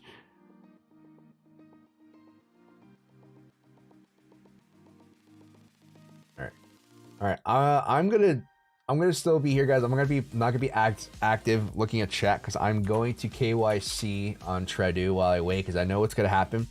As soon as I get off, as soon as I go to bed, all right. As soon as I get off stream, I'm going to fucking sleep. So if I don't do this now, I'm gonna procrastinate, waste the day. So I'm just gonna do this now. And I have to fucking sign it again.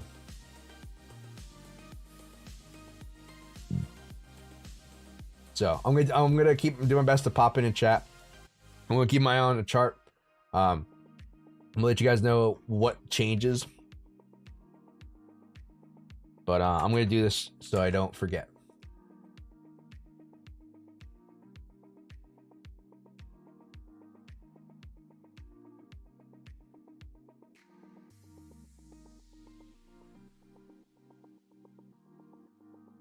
All right, how do I fucking KYC?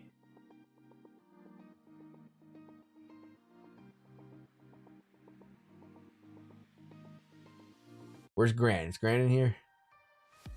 Grant, are you in chat? Let me know if you're in chat. Don't leak your name, my man. Oh no, I won't. I almost did once. I almost doxed myself. I'm doing this off screen. Or off stream. Well, off the stream. The ABC looks good now. Should return back on smack buy button. Let's see. We'll see.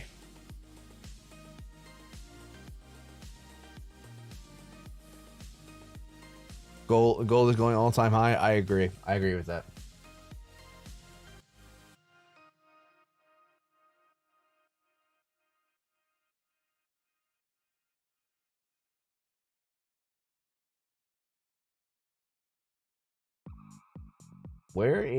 How do I KYC? Do I have to do it on my phone? I mean, if I can do it on my phone, that's one step better. We'll see.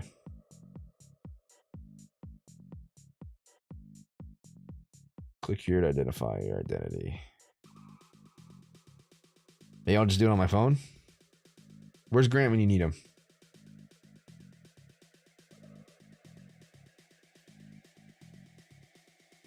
Oh my god, I hit the wrong button.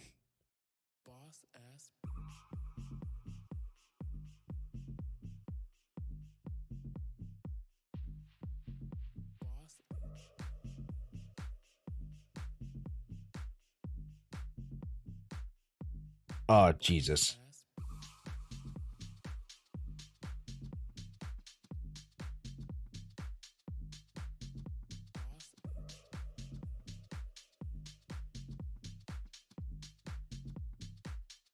Maybe I can just do it on my phone? Yeah. Oh, it dumped.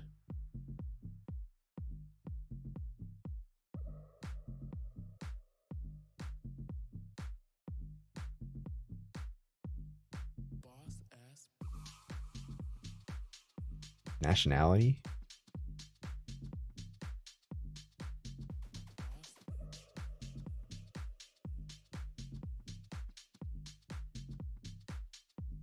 Oh god, I need it.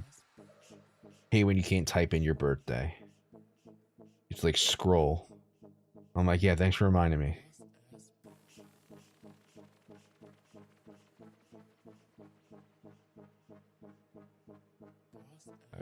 Taxing.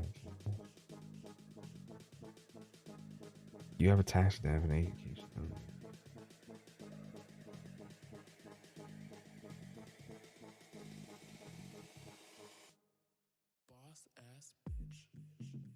Yes, I am.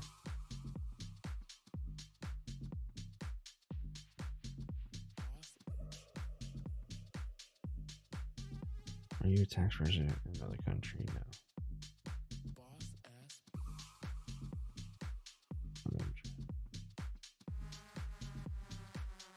Oh, god damn it. I hate this shit. Oh, I can take pictures. New breaker structure on Euro soon.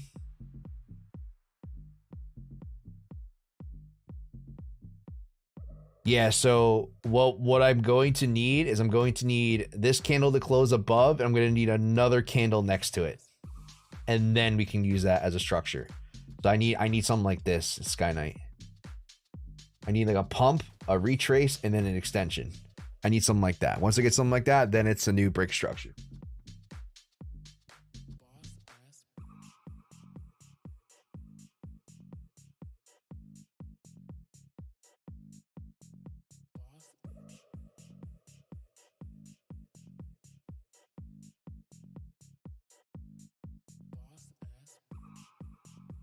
God, my mugshot looks terrible. Not mugshot, but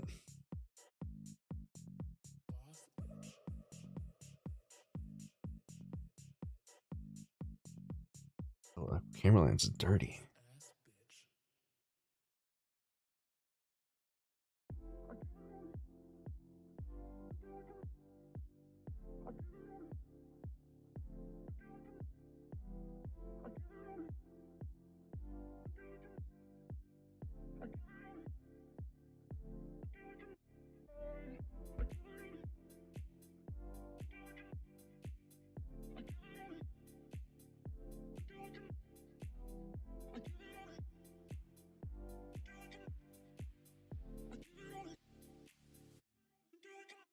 Or we can put in a new low, but I need another candle. I need to see what that candle does.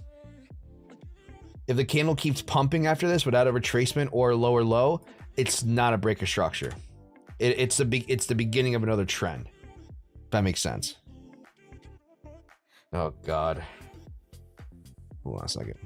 Niraj, how you doing, my friend? Hold on. I gotta do something with my camera. I gotta turn this off. Hold on. I'm still gonna be here, guys. You just won't be able to see me for a second.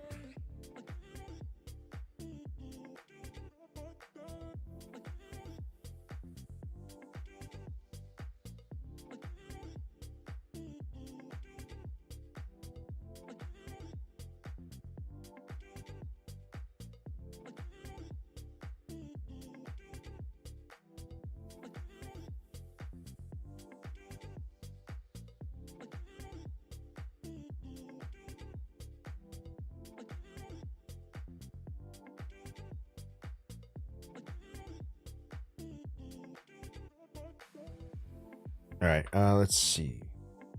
Okay, so the candle body closed. Like I said, if this candle keeps pumping, this is not a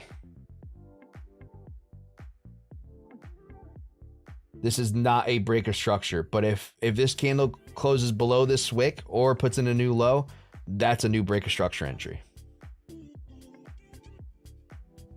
So we have to see what happens in the next 5 minutes. All right, I think I should be good.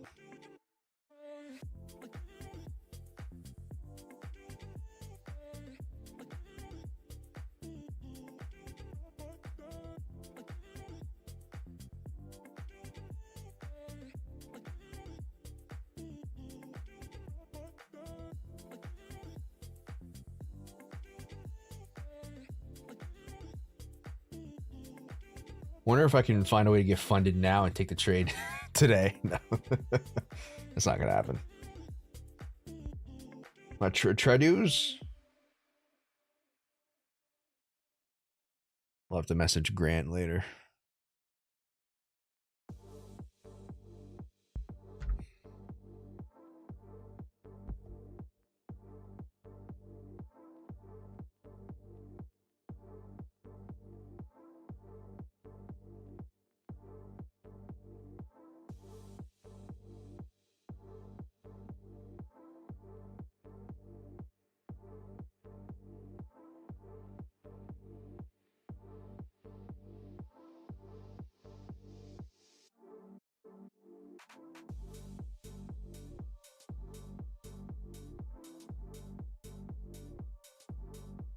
How's Forex going? Did you pass the 25K? Yep, so I passed the 25K, and I also passed the 100K account that I was working on. So I passed both accounts. I got a KYC, and I have to wait for them to actually give me the funded account. So I believe by next week I should have everything set. So we're gonna be tackling next week on the actual real accounts. So I'm gonna show you guys how I approach the real accounts. I'm gonna be using less risk, and just repeating the process. So right now I'm 125K funded. I can show you guys challenge accounts.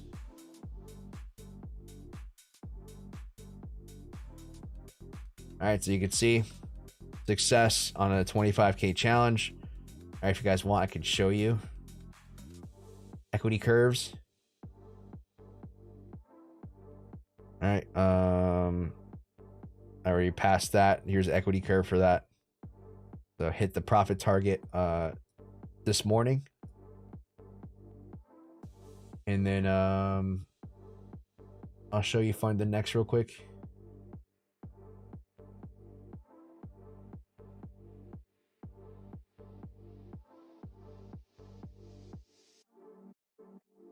All right, so funded next. I'm still waiting for this account to KYC to be verified and everything to be good. But stage 2 of the 100K account has also been passed. So I'm currently 125K funded. I'm just waiting to get the actual account going, and then we're just gonna repeat the process. So after this, I'm gonna be working on a 200K account. I don't know where exactly yet, but I'm probably gonna go either Blue Guardian or the Goat Funded. I think that's the name of it.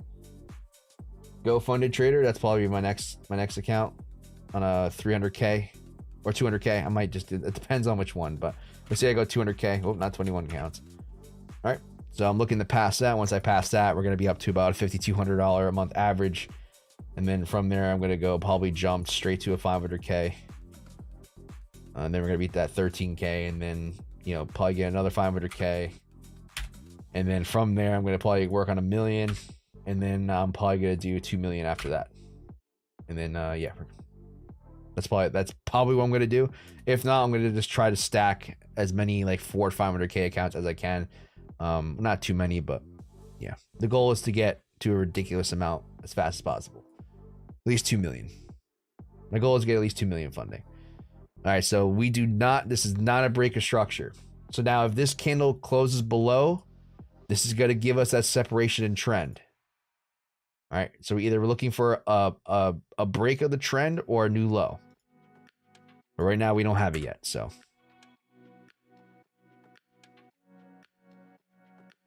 Yeah, guys, I'm going to be honest. I don't know if I can make it to 12. I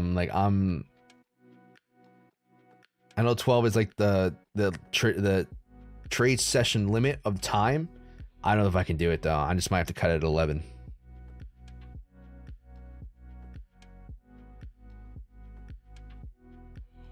Make sure when selecting prop firms that some of them do not allow copy trading account to be slave account. Some want it to be master account only. That is fucking stupid. I will definitely look into that though.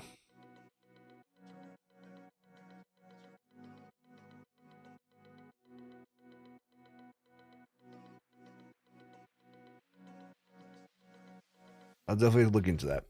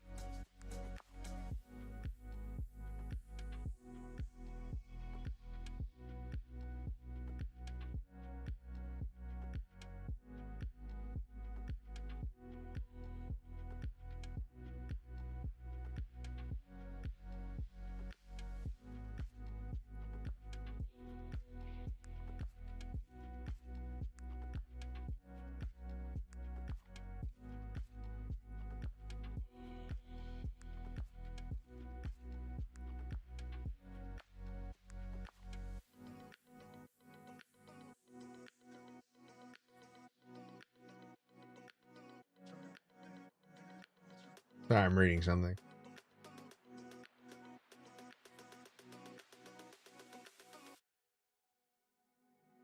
If we get separation, there would be entry, right? Yes. So this candle has to close below this candle. You can put in a new low, or it can put in a separation. Doesn't matter. But you can see how EU is forming that separation better than GU. So right now, EU has a potential to make the new breaker structure entry.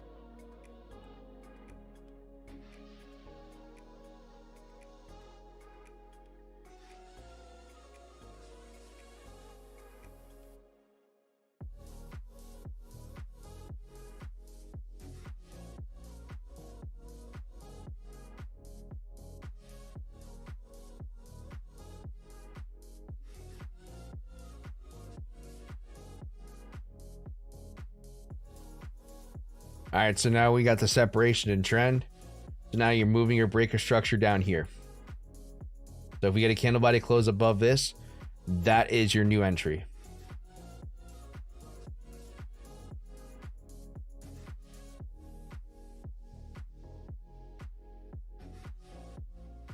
Same thing with GU. This now GU is eligible for entry as well because of the smaller stop loss.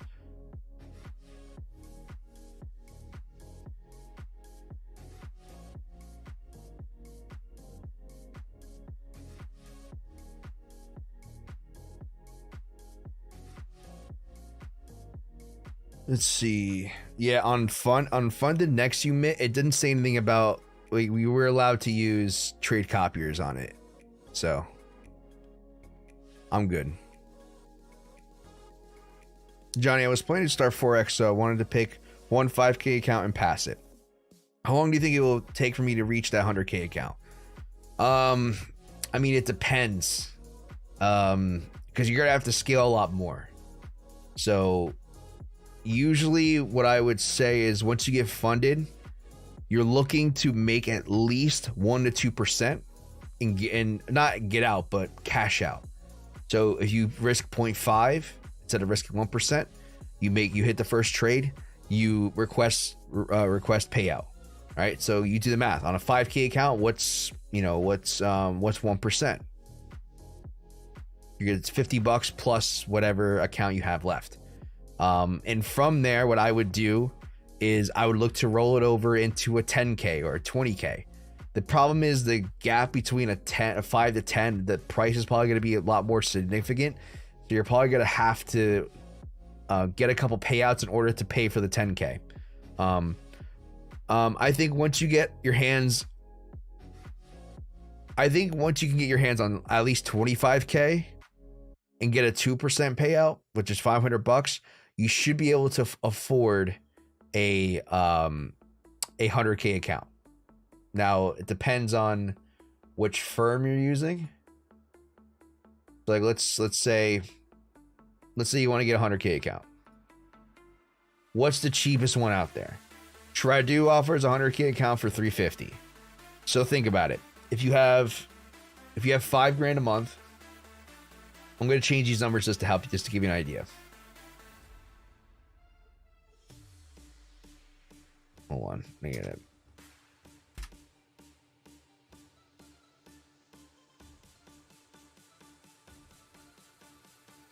All right, so let's say you had zero. Let's say you had five. Let's say you had a $5,000 account. All right, so a 5K account, you're making on average with after your payout or after your split $80.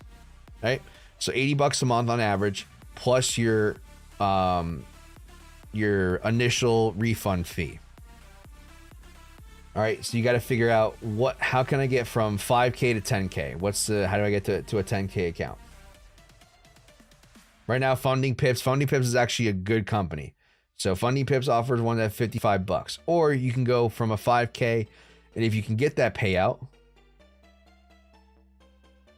right, hold on. How much is a 10K? Hold on, how much is a 5K? All right, so 5K is $30. So $30 plus 80, right? Okay, so you might have to aim for like a 1.5% to 2% payout on your 5K plus your refundable fee. Then you should be able to jump from a 5K to a 25K. Once you get to the 25K, let's say you get your hands on 20. Let's just round it up to 30 just to make things simple. Let's say you pass the 5K and also the 25K. Now you have access to about 480 plus your refundable fee. So once you get a 2% payout plus your refundable fee, then you'll have enough to get to your 100K. So it depends. My 100K challenge, I passed in 2 weeks. The 25K took me 2 months or a month and a half, about almost 2 months. So it depends. Like you can start on a hot streak. You can start on a cold streak. But over the course of time, it will come back and you will make money. So it really depends. I can't sit here and say it's going to take 2 weeks. I can't sit here and say it's going to take 2 months. I don't know. If you get a hot streak, you might be able to get that done probably within 2 months in a hot streak, because you're going to have to go from 5K to 25K, 25K to 100K. Those are big jumps. So just to give you like a perspective.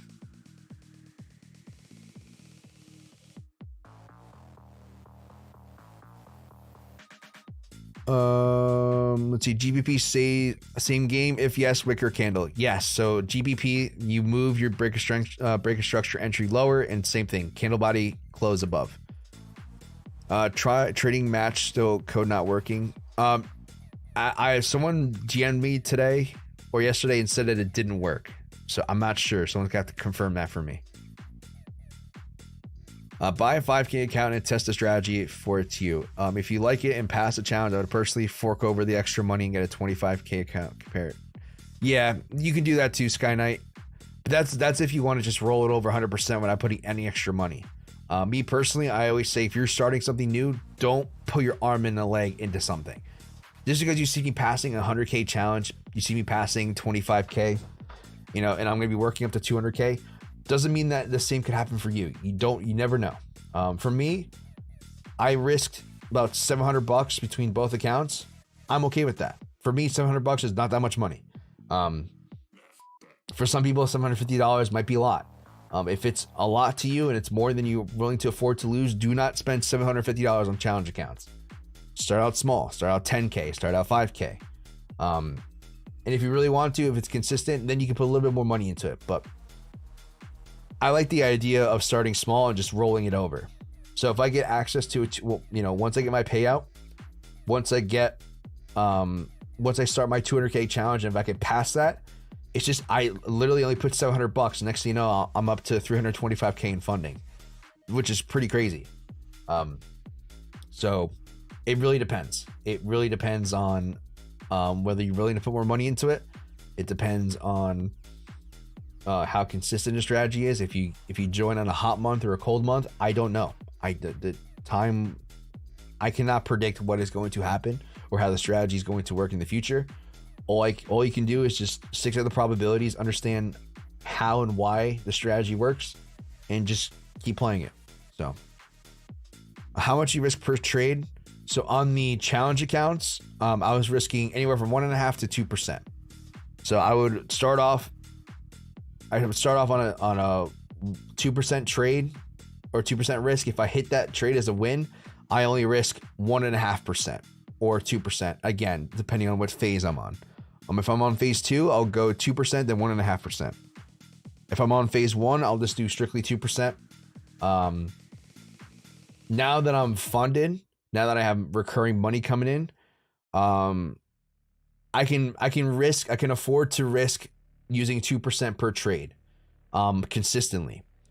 So for me, on the challenge accounts, on the funded accounts, I'm actually reducing my risk.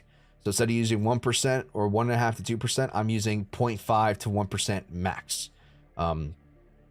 Just because you want to go for consistency. All right, you want to go for safety. You want to be able to drag it out. Even though the strategy right now has like a 50 to 55% win rate, it doesn't mean that it can change. You have to understand that going on a cold streak and going on a very aggressive losing streak is possible at any point. So you need to be able to set yourself up to weather that storm.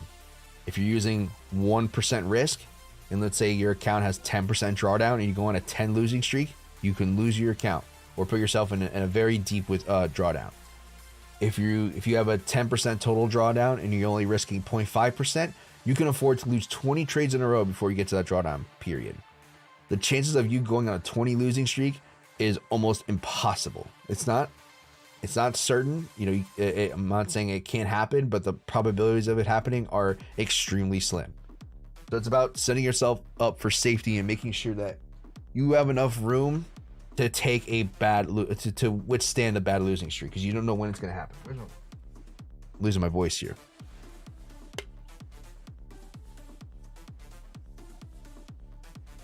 Code no longer valid. Yeah, unfortunately, I don't know how long the code is available for. But Drew, if you go to this website, Prop Firm Match, a lot of these firms you can get discounts on.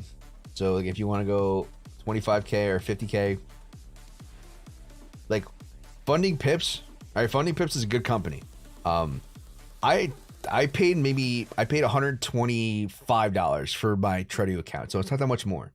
And they have really good profit targets, static drawdown method, which I love.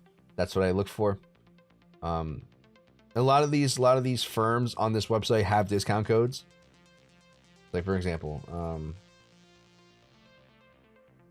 you could see this. Oh, you can't. You guys can't see because of my head. You guys look clearly above my head. Move this way. All right, so the numbers do change. So you do get a decent discount. So definitely go check this website out. I'm sure they have affiliate codes up the ass for everything, which is fine. I personally don't think I'm at the point where I have affiliate codes that can give you that much of a discount. If I did, I would offer it to you. But definitely shop around. Use that discount code. I want to get an FTMO account. I really do. FTMO is like the GOAT of funded accounts. It's been around for 8 years. Gotta level up, I guess. Oscar's King 0.5. There's nothing wrong with that. It might take you longer to pass, but if you're trying to get funded on one try without fucking up or messing up, without messing up, use a smaller risk. But the beautiful part about this is that once you get funded, you're getting a consistent income. You can afford to be a little bit risky. I think it'd be cool to make it to like 7 figures in funding without losing a prop firm challenge. I want to be one of the few people who do it. I think it'd be pretty cool. The fact that I, traded crypto for 3 years and went to Forex, and literally within 3 months, in literally 2 months, I became funded, and I managed to do that faster and more efficiently than 99% of people. So this goes to show like how shitty people are. Not shitty. Well, how shitty of traders people are when it comes to handling accounts and stuff.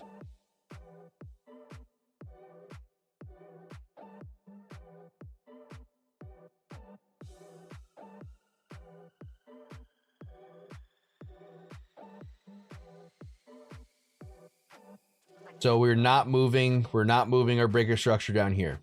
We're still keeping it up there. I need to see another significant break in the trend. To me, this is not significant. I know people say, oh, well, white candle, new breaker structure. No, this is still a downtrend to me.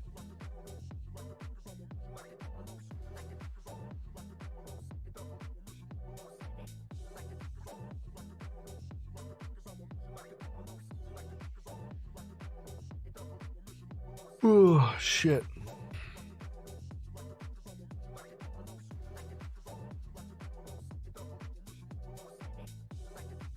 Come on, market.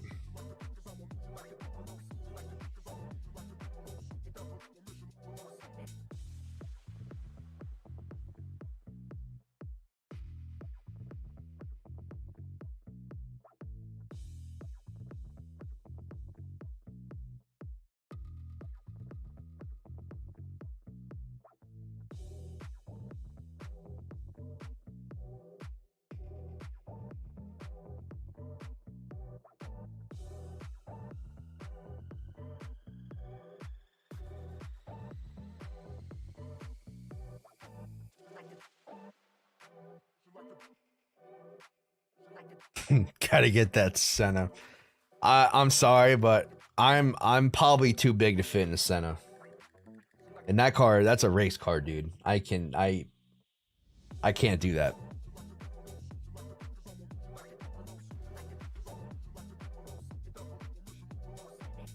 We gotta take it one car at a time. One car at a time, Drew. Man, the market does not want to stop dumping.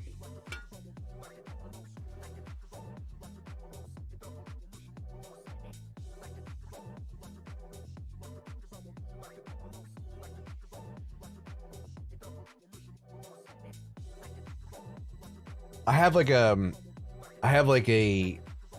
list, because like, don't get me wrong, much as the cars is cool, the cars are cool and stuff, I am personally, probably what I'm going to do is I'm going to balance between material items and investments.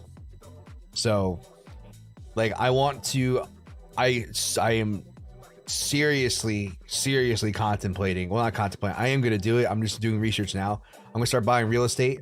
Once I start getting a lot more consistent with this, I want to buy a lot more properties. I know someone who works at a property management company in certain areas. He owns one in Florida. He works with one in Indiana.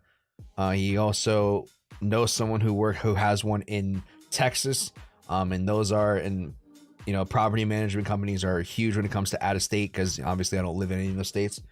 So I'm doing my research now. I'm going to be looking to acquire properties, and also balance between the cars and stuff like that too.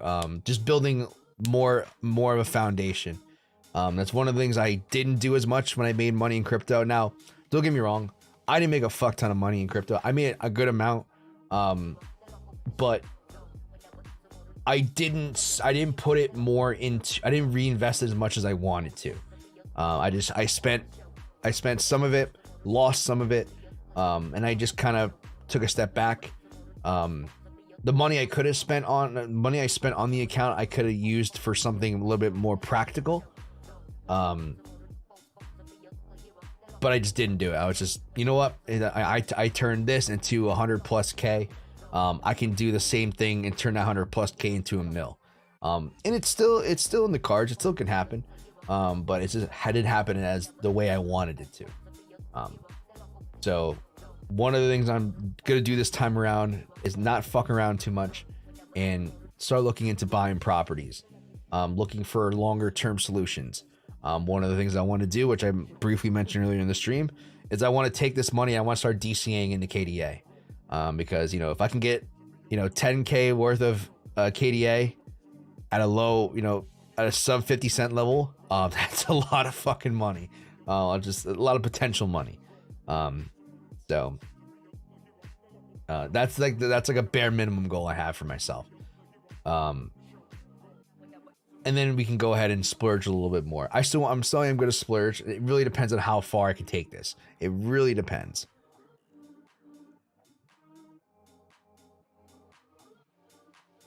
Moped first. Yeah, start off with a moped. Start with a bicycle, then a moped, then yeah.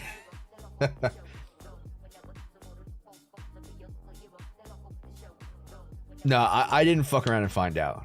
I almost did, but probably dumping because consumer sentiment is lower than expected. Probably, yeah. I'm not too worried about why it's dumping.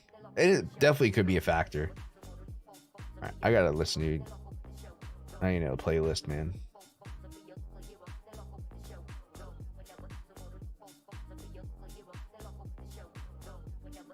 We're gonna play.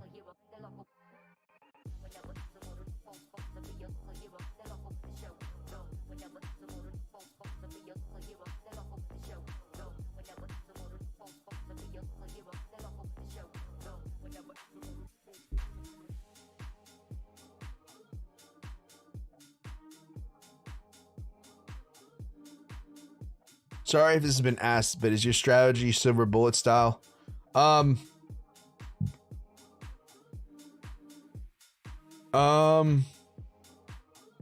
Kind of.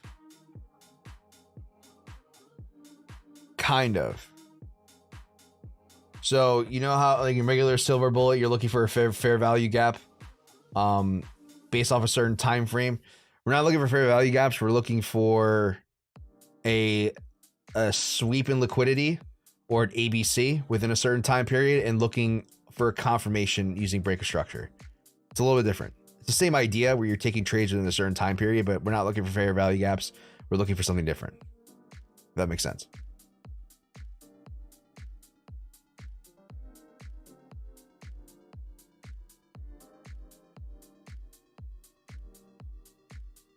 Got it. Thanks. No problem, boss. Overall, doesn't Phantom say after 3-hour session he doesn't look for trade? So he doesn't, but he gives you up to a 4-hour. So if you're looking for trades, you can go up to 4 hours. But himself personally doesn't go past 3 hours. I believe that's what he said.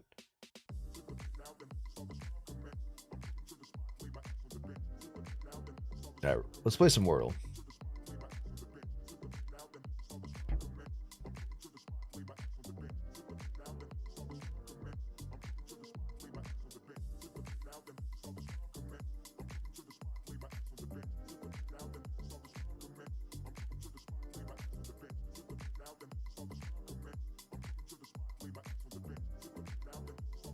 See, do you trade London? I just joined stream.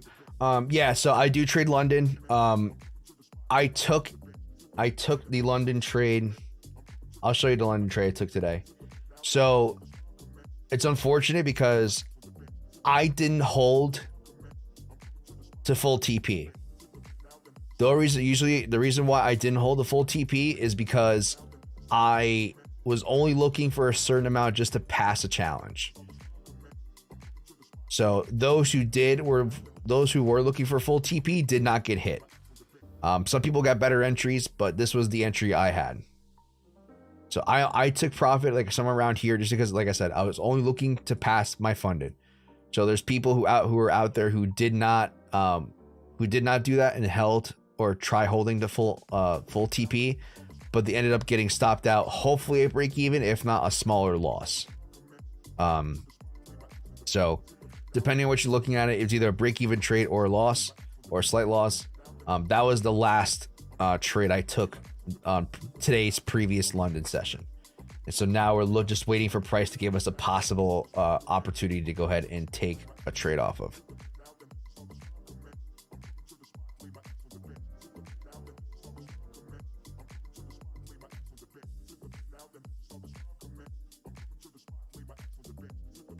Wow, you trade at 3 a.m.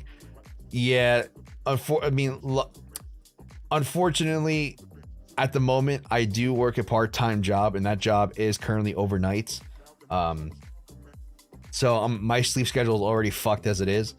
And then 2, on days that I'm not working, London session has been really good to me. I've made a lot of money just off of trading London recently, so that's been motivation for me to get up, as well as not everyone's awake, but people who are awake do join me in the Discord. where I don't stream it on YouTube, the London session, but I do host a Discord event where I do stream it on Discord and do it live with you guys. How many counts have you passed? Right now, 2. So I passed a 25K and 100K. So right now we're 125K funded. How do you sneeze?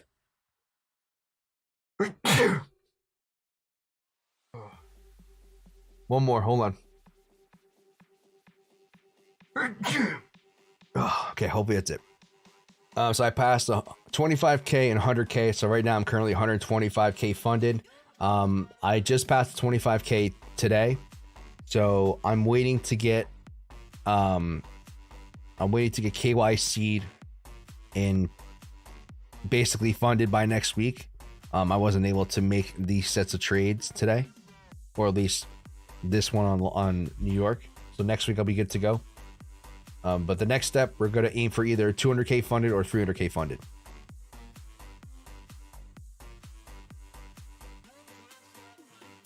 Bless you, bro. Thank you, Drew. Yeah, Niraj, I'll drop my Discord.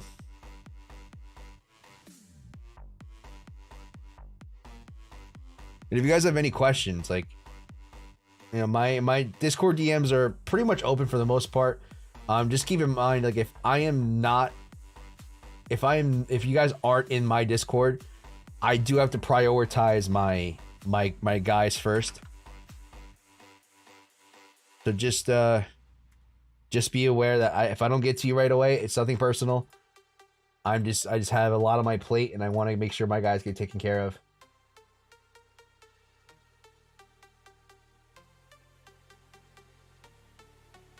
It's literally just Johnny Crypto. That's my Discord.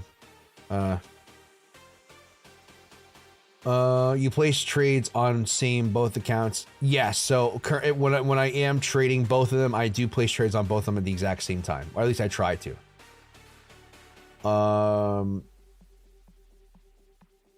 Johnny, sorry. What's your trade on the EURUSD? I am listening while at work. Yeah. So currently we broke the low. All right. So we broke the low of the previous session. So now we're just waiting for a change of character, as some people call it, or break a structure. So as you can see, price has been forming this consistent downtrend. All right, we're waiting for price to give us a lower high. That's a bad line. We're waiting for price to give us a lower high, and we need a candle body close above that breaker structure in order to get the entry. So at the moment, the breaker structure entry on Euro, we need price to close above $1.0513, or sorry, $1.05145. We need price to close above that. Now, at the moment, price is still in a downtrend, so we're waiting for price to form a good separation in trend before we can move our breaker structure lower. All right. The goal is to keep chasing to an extent. All right, keep chasing until we can get a more confident breaker structure, if that makes sense. But yeah, let's see. Overall, didn't you start the 25K before 100K? Yes. So I started at 25K about maybe a month before the 100K. But when I started the 100K, we just went on a winning streak. All right, we were doing really good. So I hit a hot streak at the right time and I was able to pass it very fast. Versus earlier or before that on the 25K, you know, we were hitting more losses than usual. Well, not more losses, but we were on a little bit of a less of a hot streak. So unfortunately, doesn't seem like we'll get an entry today. Probably not, Sky Knight. I mean, you still have till 12, so just keep an eye on it. There is new breaker structure. No, at the moment, not yet. This is all just one trend. All right. You can see how with this previous break, there was at least a 2 candle pump to give you a good separation. This is one continuous trend. This is not a new, there's no new breaker structure at the moment. Thanks. Just sent you a request. ID Dr. Pablo. Yeah, I'll take a look at it right now.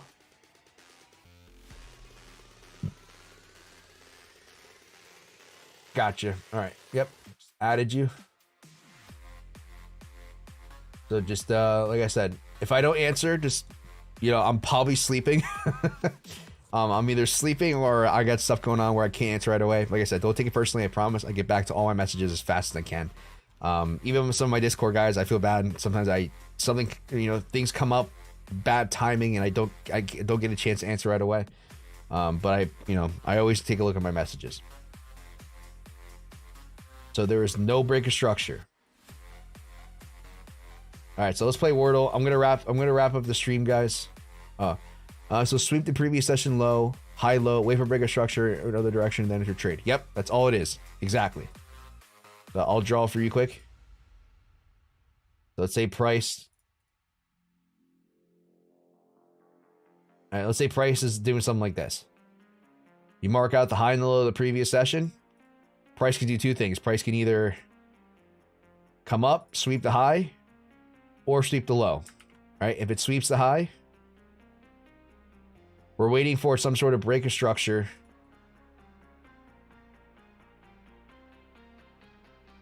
We're waiting for some sort of break of structure. Once candle body closes below, short. All right, opposite for longs. Oh, shit. All right, so let's say price does something like this. All right, if price does something like this, this becomes our break of structure.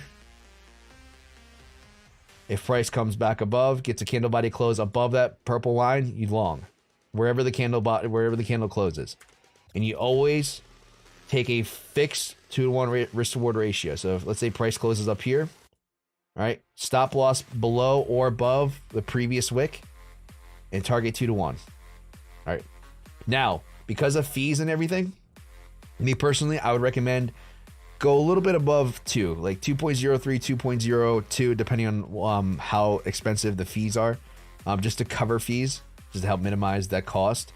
So, just be aware. So if you go exactly at 2, you're gonna make a little bit less because of fees. So.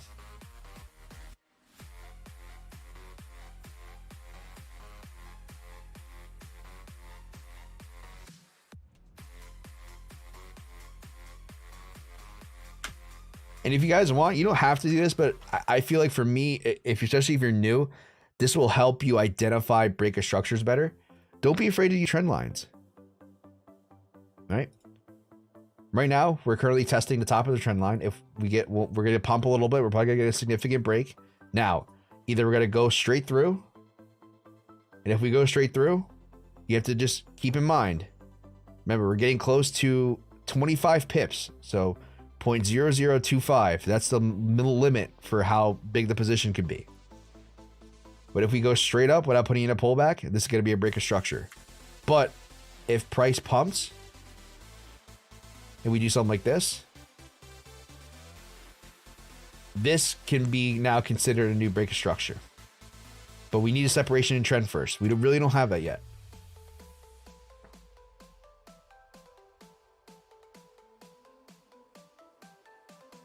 No worries, man. I'll just DM you when I'm not able to figure out. Once I start making money from Forex, first thing I'll do is enroll in Discord, Patreon. I do appreciate that, Niraj. That would be great. I would appreciate the support. You don't have to, but I always do appreciate the support you guys give. I'm also, it's an exchange. You support me, I help you. What if we just uptrend with no obvious high to break? I mean, it would have to be a significant candle. Like, it would have to be a candle that goes straight up. Because a lot of the times you can see when price moves in any direction, you get a pattern, or at least you get like a little bit of a wave to it. Price never just goes up or down. Sometimes it gets more aggressive, like this. But overall, you can see price generally moves in one direction and it'll give you breaks. Generally, a new break of structure forms from 3 candles where the middle candle is higher or lower than 2 beside it. Example. Okay. Break of structure would be the lowest point of the middle candle if we're shorting. Yes. Yeah, that's one way to look at it. Yeah. I have to get better at using that way, Sky Knight. I just, because I'm a visual person, it's easier for me to visualize. It just reminds me of an ABC kind of. You're looking for breaks of trends, or significant breaks, or smaller breaks of a larger trend, if that makes sense. Because this is a you know, smaller break. This is a smaller break, and now we're looking for another smaller break.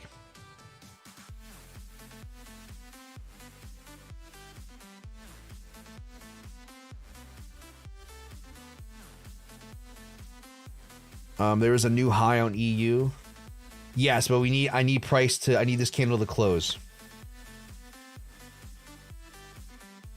All right, let's play some Wordle. We're trying to play Wordle. I'm gonna keep it up, guys. Don't worry, I'm gonna keep it up. We're gonna watch it. Remember, this is our current break of structure.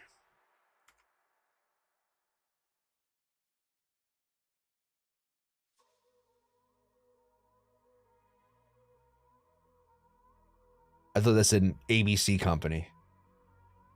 ABC's everywhere. We're gonna do. Oh, terrible! I gotta get the vowels out of the way. Hmm.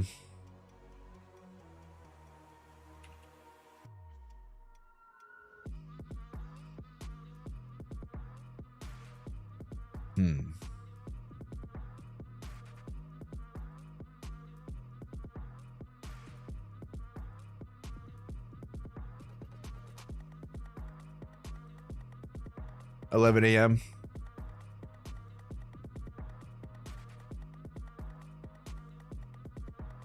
Yeah, it's a new high, but it's not a significant break.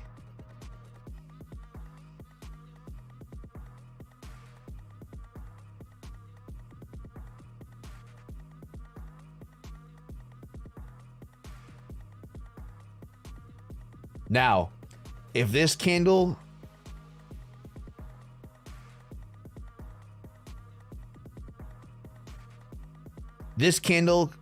if this candle does not press above the previous wick, this becomes a new break of structure. It's already the three previous candles. It's already the three previous candles. Chat, what do you think? I personally don't think that's a break of structure. What do you guys think?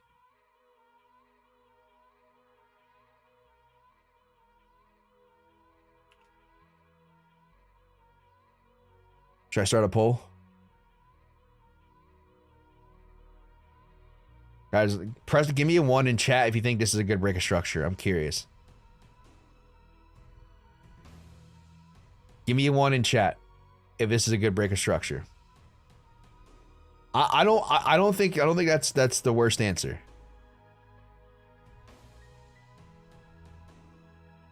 Give me ones. 0.5. Give me ones in chat. No. 1. Yeah, the spread. Yeah, that's what I figured. All right, give me 2. Yeah, 2. 2 if you don't agree with this break of structure. 1 and I'm gonna quiz you guys. 1 in chat if you think this is a break of structure. 2 if you think this is not valid. Me personally, I'm on the side that it's a 2. This could be 1 for me right now because we have a break in the trend. All right. 2. Give me 2s. Give me 2s in chat if you disagree with this. Give me 1 if you think this is the break of structure. I personally don't think this is it. Just because to me it looks like part of the trend. Now, if we get a candle with phantom rules, it is 2.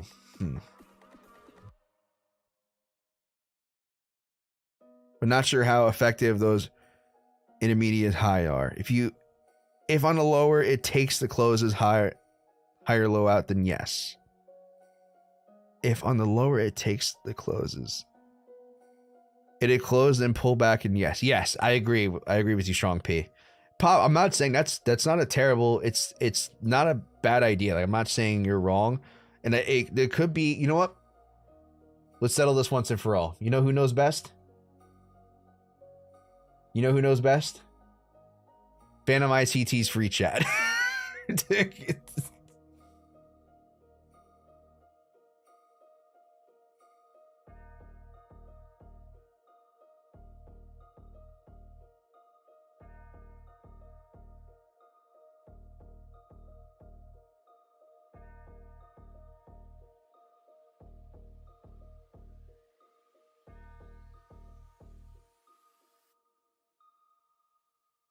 All right, no one's really.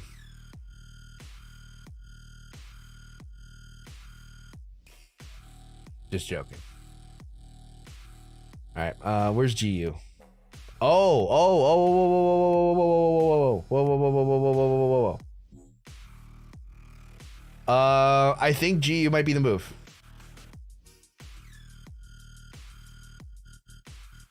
I don't know. I don't like this.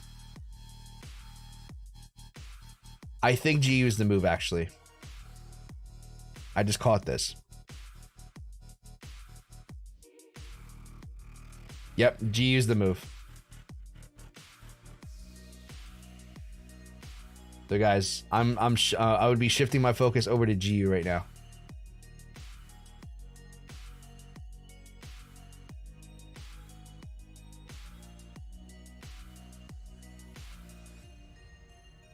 Oh, you can easily get a 2 on this.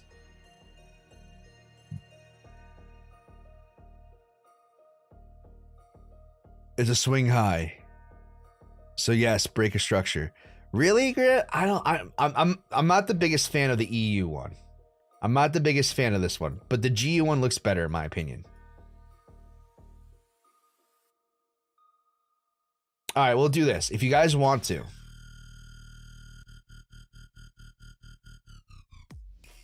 All right, you guys can do either or.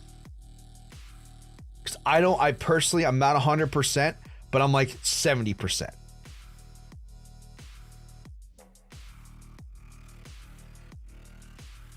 Is how he defines a high. One candle lower on each side. Okay. Okay, we'll do that. All right. So this would be your break of structure. Like me personally, I view it a little bit differently. So maybe my definition is not as exact. I'm going based off how I see things. So that's something I have to work on. I will absolutely admit that.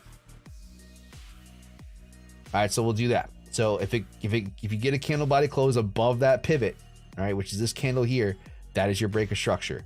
Me personally, I like EU moves a little bit better than GU, but GU can come in clutch, and GU sometimes does it does move differently sometimes.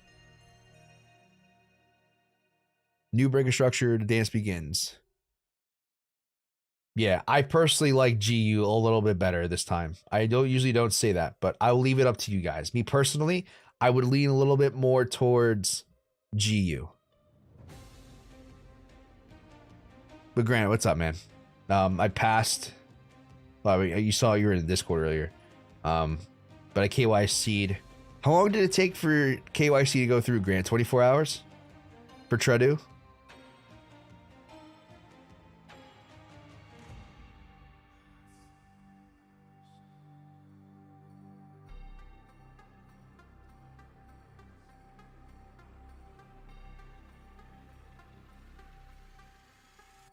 All right, I'm going to post this in chat. Or, sorry, my Discord.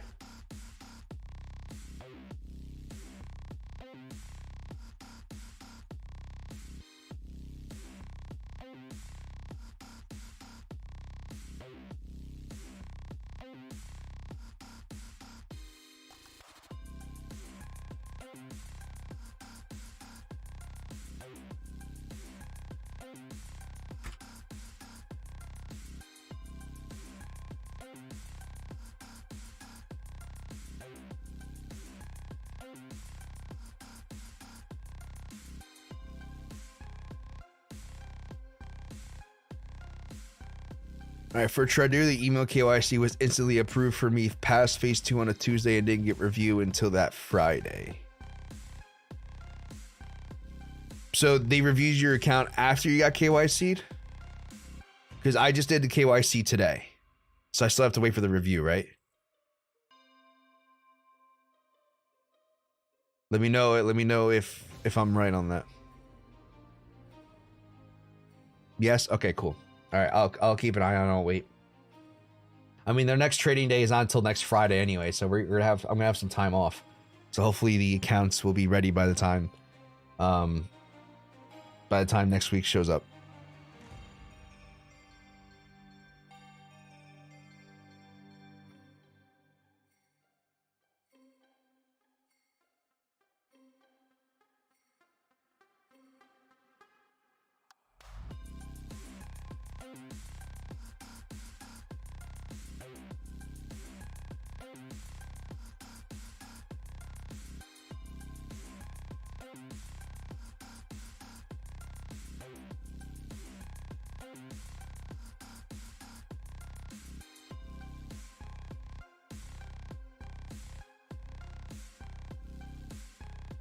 Reviews after KYC. Okay, gotcha.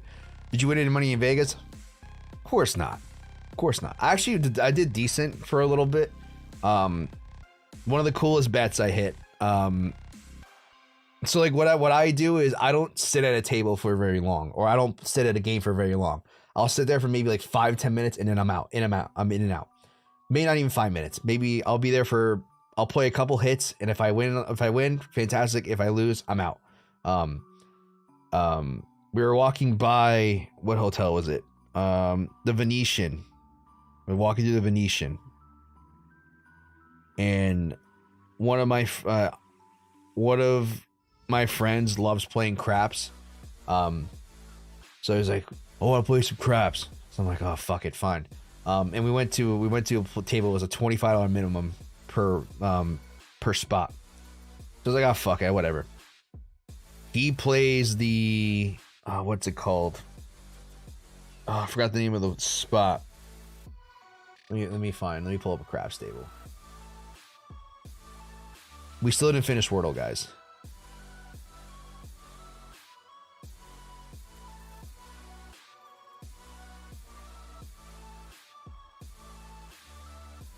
He played the field.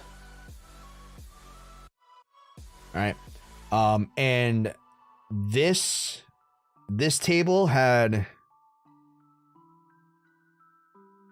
yeah, it was similar to this. This table had a 7 spot. And it paid 4-1. So I was like, fuck it, whatever. So my friend's sitting there, he's trying to play the field, trying to think he's all fucking, thinks he has the edge. And I was like, whatever, I'll throw $25 on the 7. First roll, 7. I was like, okay, I'm done. Quick $100 left. He sat there and played for like 5 minutes. I was like, I'm not doing this because I know if I keep playing, I'm going to lose. That was pretty cool. That was like my top bet of the week. Just randomly hitting a $25 4-1 on a 7. That was pretty cool. Baccarat. I don't know Baccarat. I don't know how to play Baccarat. I know some people love that game. It's not for me. I don't know. But I played some blackjack, craps, roulette, some slot machines. Mostly the 3 table games: blackjack, craps, and roulette. Yeah. I did okay. I like played a couple hands of blackjack. I did okay. I didn't lose. I lost probably like $200 total playing blackjack throughout the week. But I only play a couple hands. I wouldn't sit there and sit at a table for 30 minutes. I'd just play a couple hands. If I lose like 50, 100, but if I lose like $50 in a matter of like 3 or 4 hands, because I only play at $15 minimums. I don't play fucking $25 minimums like some high rollers here. Lose the count. I don't count cards. I'm too old. I'm like, I have too much like ADHD to count cards. I just get too distracted. Never learned blackjack sitting at the last chair. Yep. And that's another thing too. Since I kind of know what I'm doing. I'm not like the best strategy blackjack player. Like I don't know the best hands. The way I do it is I always assume that the dealer's face down card is a 10. Always assume. So, and that's kind of a good way to approach it. And from there, like if I have like a 16 against a 12, I'll stay. Some people hit. I don't know. That's just me personally. I don't hit because I feel like the dealer's gonna bust, but that's just me. Never split tens. Never split tens. I never do that. I forgot there was like one hand I had that was. It was a 15 against. It was a 15 against a face down and a 5, and it ended up being a 7. So the 7-5. What's that? I can't do the math. 8, 9, 10, 11. That's a 12. And the dealer flipped a 10, and I was like, oh, thank fucking God. But most of the times, you know, what do you expect? An ace. There was like 3 hands in a row. I wasn't playing. I only played 1 hand, but I watched for 3 hands in a row. The dealer literally had an ace 3 times in a row, and 2 out of the 3 were blackjacks. And I'm like, oh, terrible.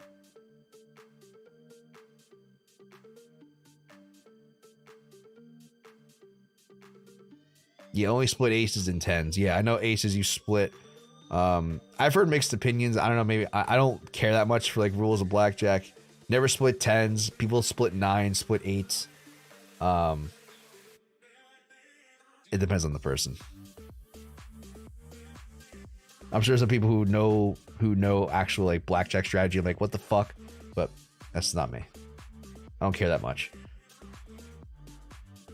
All right, we gotta finish this Wordle.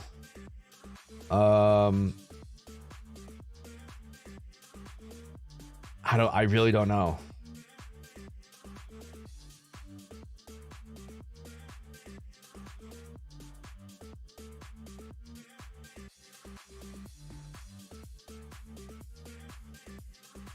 If N's not in the middle, N's probably the last spot.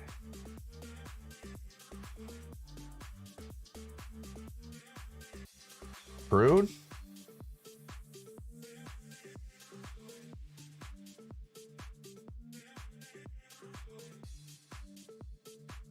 Ends in the second spot?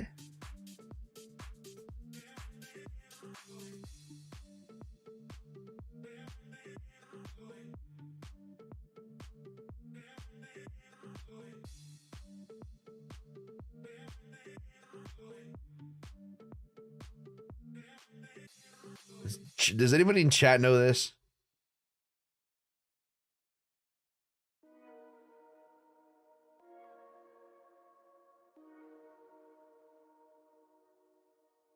Ends in the second spot?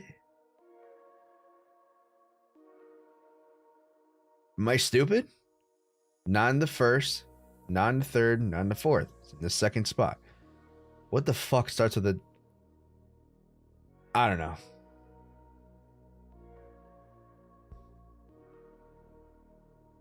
I'm too tired for this shit. Yeah, me too, Grant. Trust me, I am way too tired for this.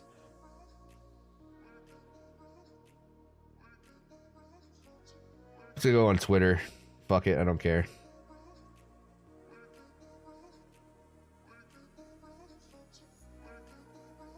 All right, hold on. EU is doing. All right, you might get an EU entry first. I'm gonna wait. I'm gonna wait until you guys get an entry, and then we go to fuck to sleep. Sorry, I love you guys, but I am so tired.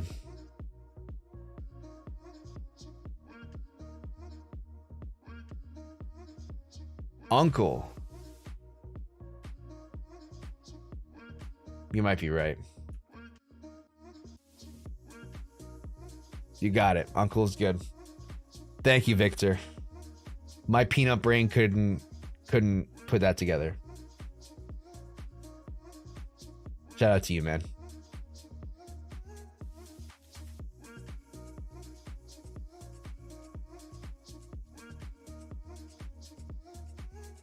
Now let's hit that break of structure. Exactly. I want to go to sleep. Yeah, EU. Right now, EU looks better. There's one of the things I don't like about this is that in situations like this, you can go back and forth between the two. And make sure you guys are trading the right pairs. Like if you're doing this manually, make sure you switch over from GU to EU.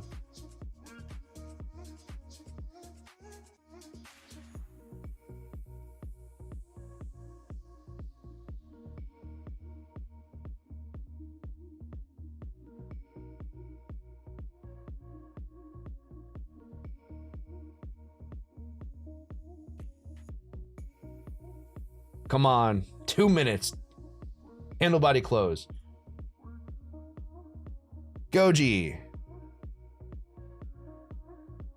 How you doing, my friend? Let's see. Hey, Johnny, how you been? I've been doing good, man. I'm absolutely tired, but I've been doing good.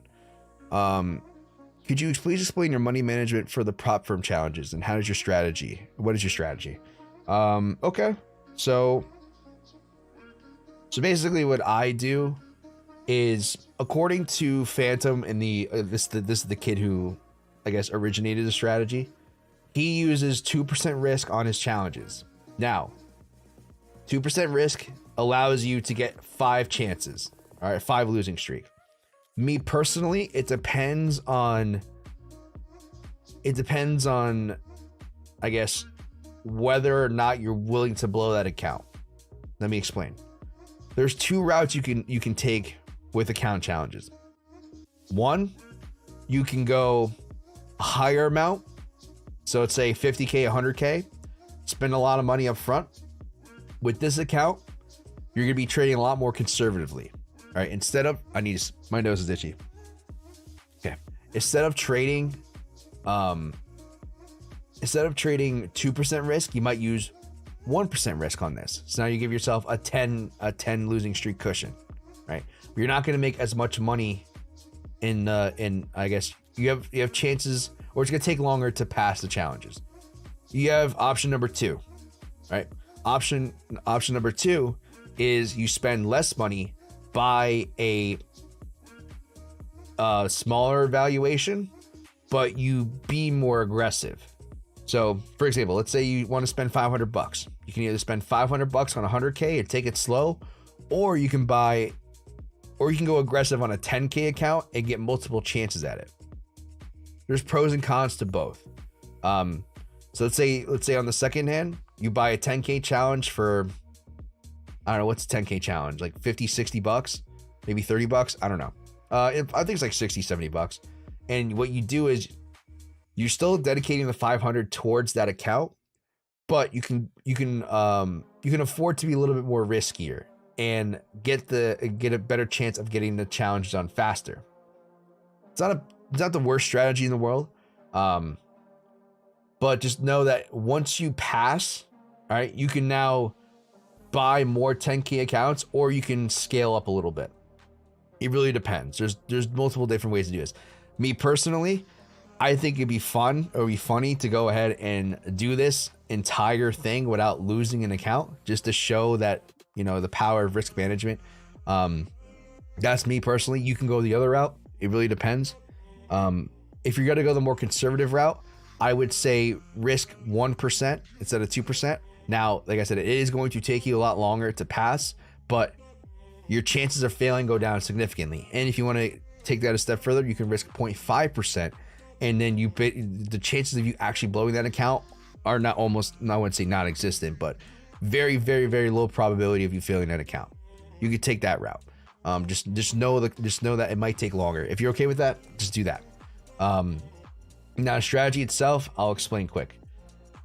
So these zones here are basically different time periods. So the yellow zone is the Asian session, which is, I don't know what, which is 8 o'clock or 8 p.m. Eastern all the way to 3 a.m. the next day. After that is the London session. So now when London pops up, you're going to draw out the high and the low of the previous session. All right. And what you're going to do is you're going to wait for price to take out either or first, and you're going to look to take the trade in the opposite direction. So if we take out the low, you're going to long. If we take out the high, you're going to short. Right. So now once you get the break below or above, you're looking for something called a break of structure.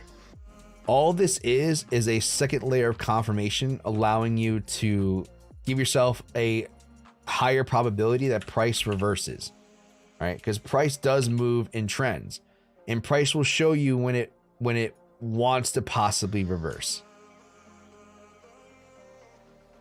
Right? So a break of structure, depending on which direction, it's either a lower high in a trend, or it's a lower high in a trend or a higher low, It all depends on which direction. In this case, you're looking for lower highs. So we have a lower high here. Once you identify your breaker structure, you're looking for price to have or to close above, right? We're not looking for wicks. We're looking for a candle body close above the breaker structure line. Once that happens, you take your entry, all right? And you target a fixed 2-to-1 risk reward ratio. Now, unfortunately, this trade was a break-even trade because it did not reach the full TP, but that's part of the process, right? And we're just doing the same thing over and over again. Now, the reason why I like this strategy so much is because it partly incorporates ABCs, but we just view things, we view our entries a little bit differently. So a lot of these trades end up being ABCs on a larger scale. So we're looking for a possible long trade here. That's the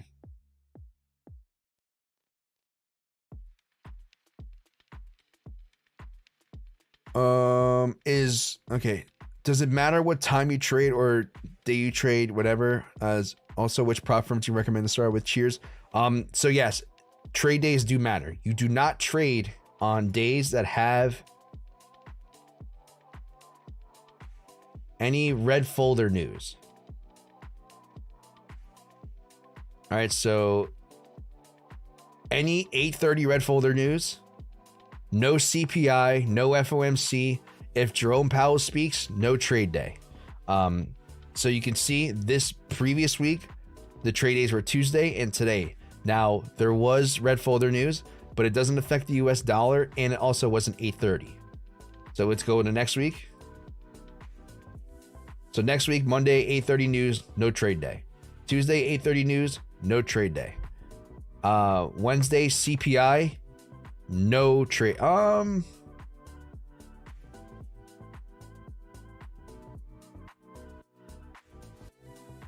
I might have to look into this because this is Great British Pound CPI. I probably would still say no, just because it's CPI in general. 8:30 news, and Jerome Powell speaks on Thursday, no trade day. Now Friday, 2 a.m. Great British Pound news, retail sales, doesn't affect us. US bank holidays, no trade day. If there is a cluster of red folder news that isn't affecting the USD directly, but there's a lot, that also might be considered a no trade day. So for next week, as of right now, Friday, maybe Wednesday. I have to look into this, but I'm gonna say most likely Wednesday is not a trade day because it's CPI, even though it's not against the US dollar, if that makes sense. So Great British Pound, 2 a.m. news, not important, not significant. So at very least Friday, if not Wednesday, I'll look into it. I'll let you guys know. But most likely I'm gonna say, just to be safe, no trade on Wednesday. So that's that. The days are important. The time zones are all the same. So we're trading the same time zone, so that doesn't really matter. The only thing I will say is we're getting close to the end of our trading session. So if the New York session, if you don't get an entry by 12 o'clock p.m. Eastern Standard Time, no trade day.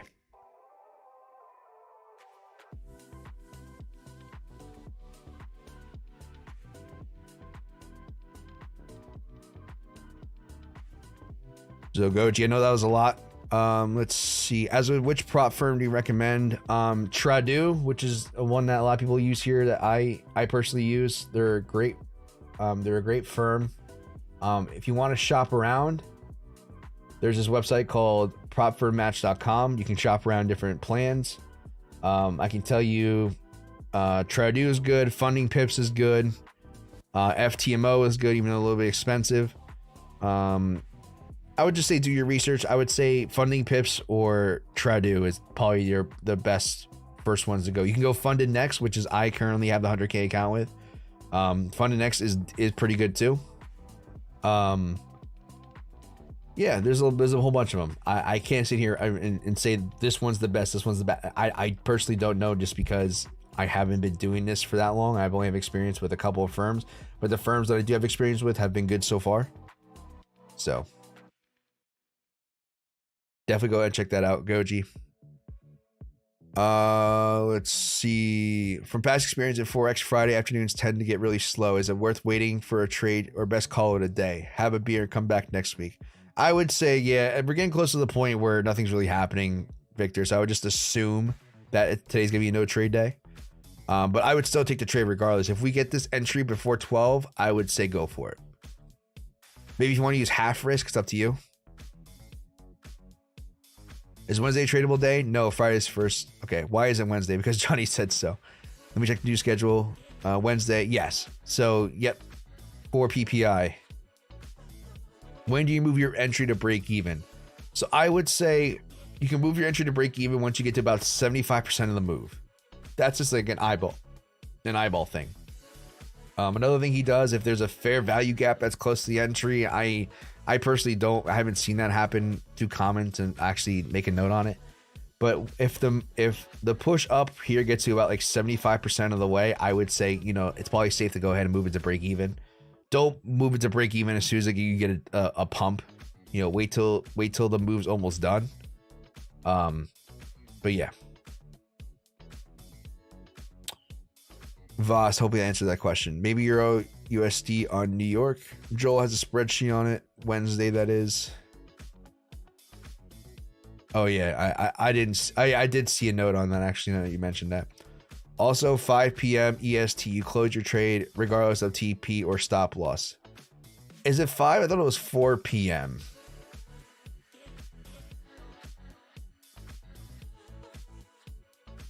I thought it was 4 p.m. Sky Knight. I think it's 4 p.m.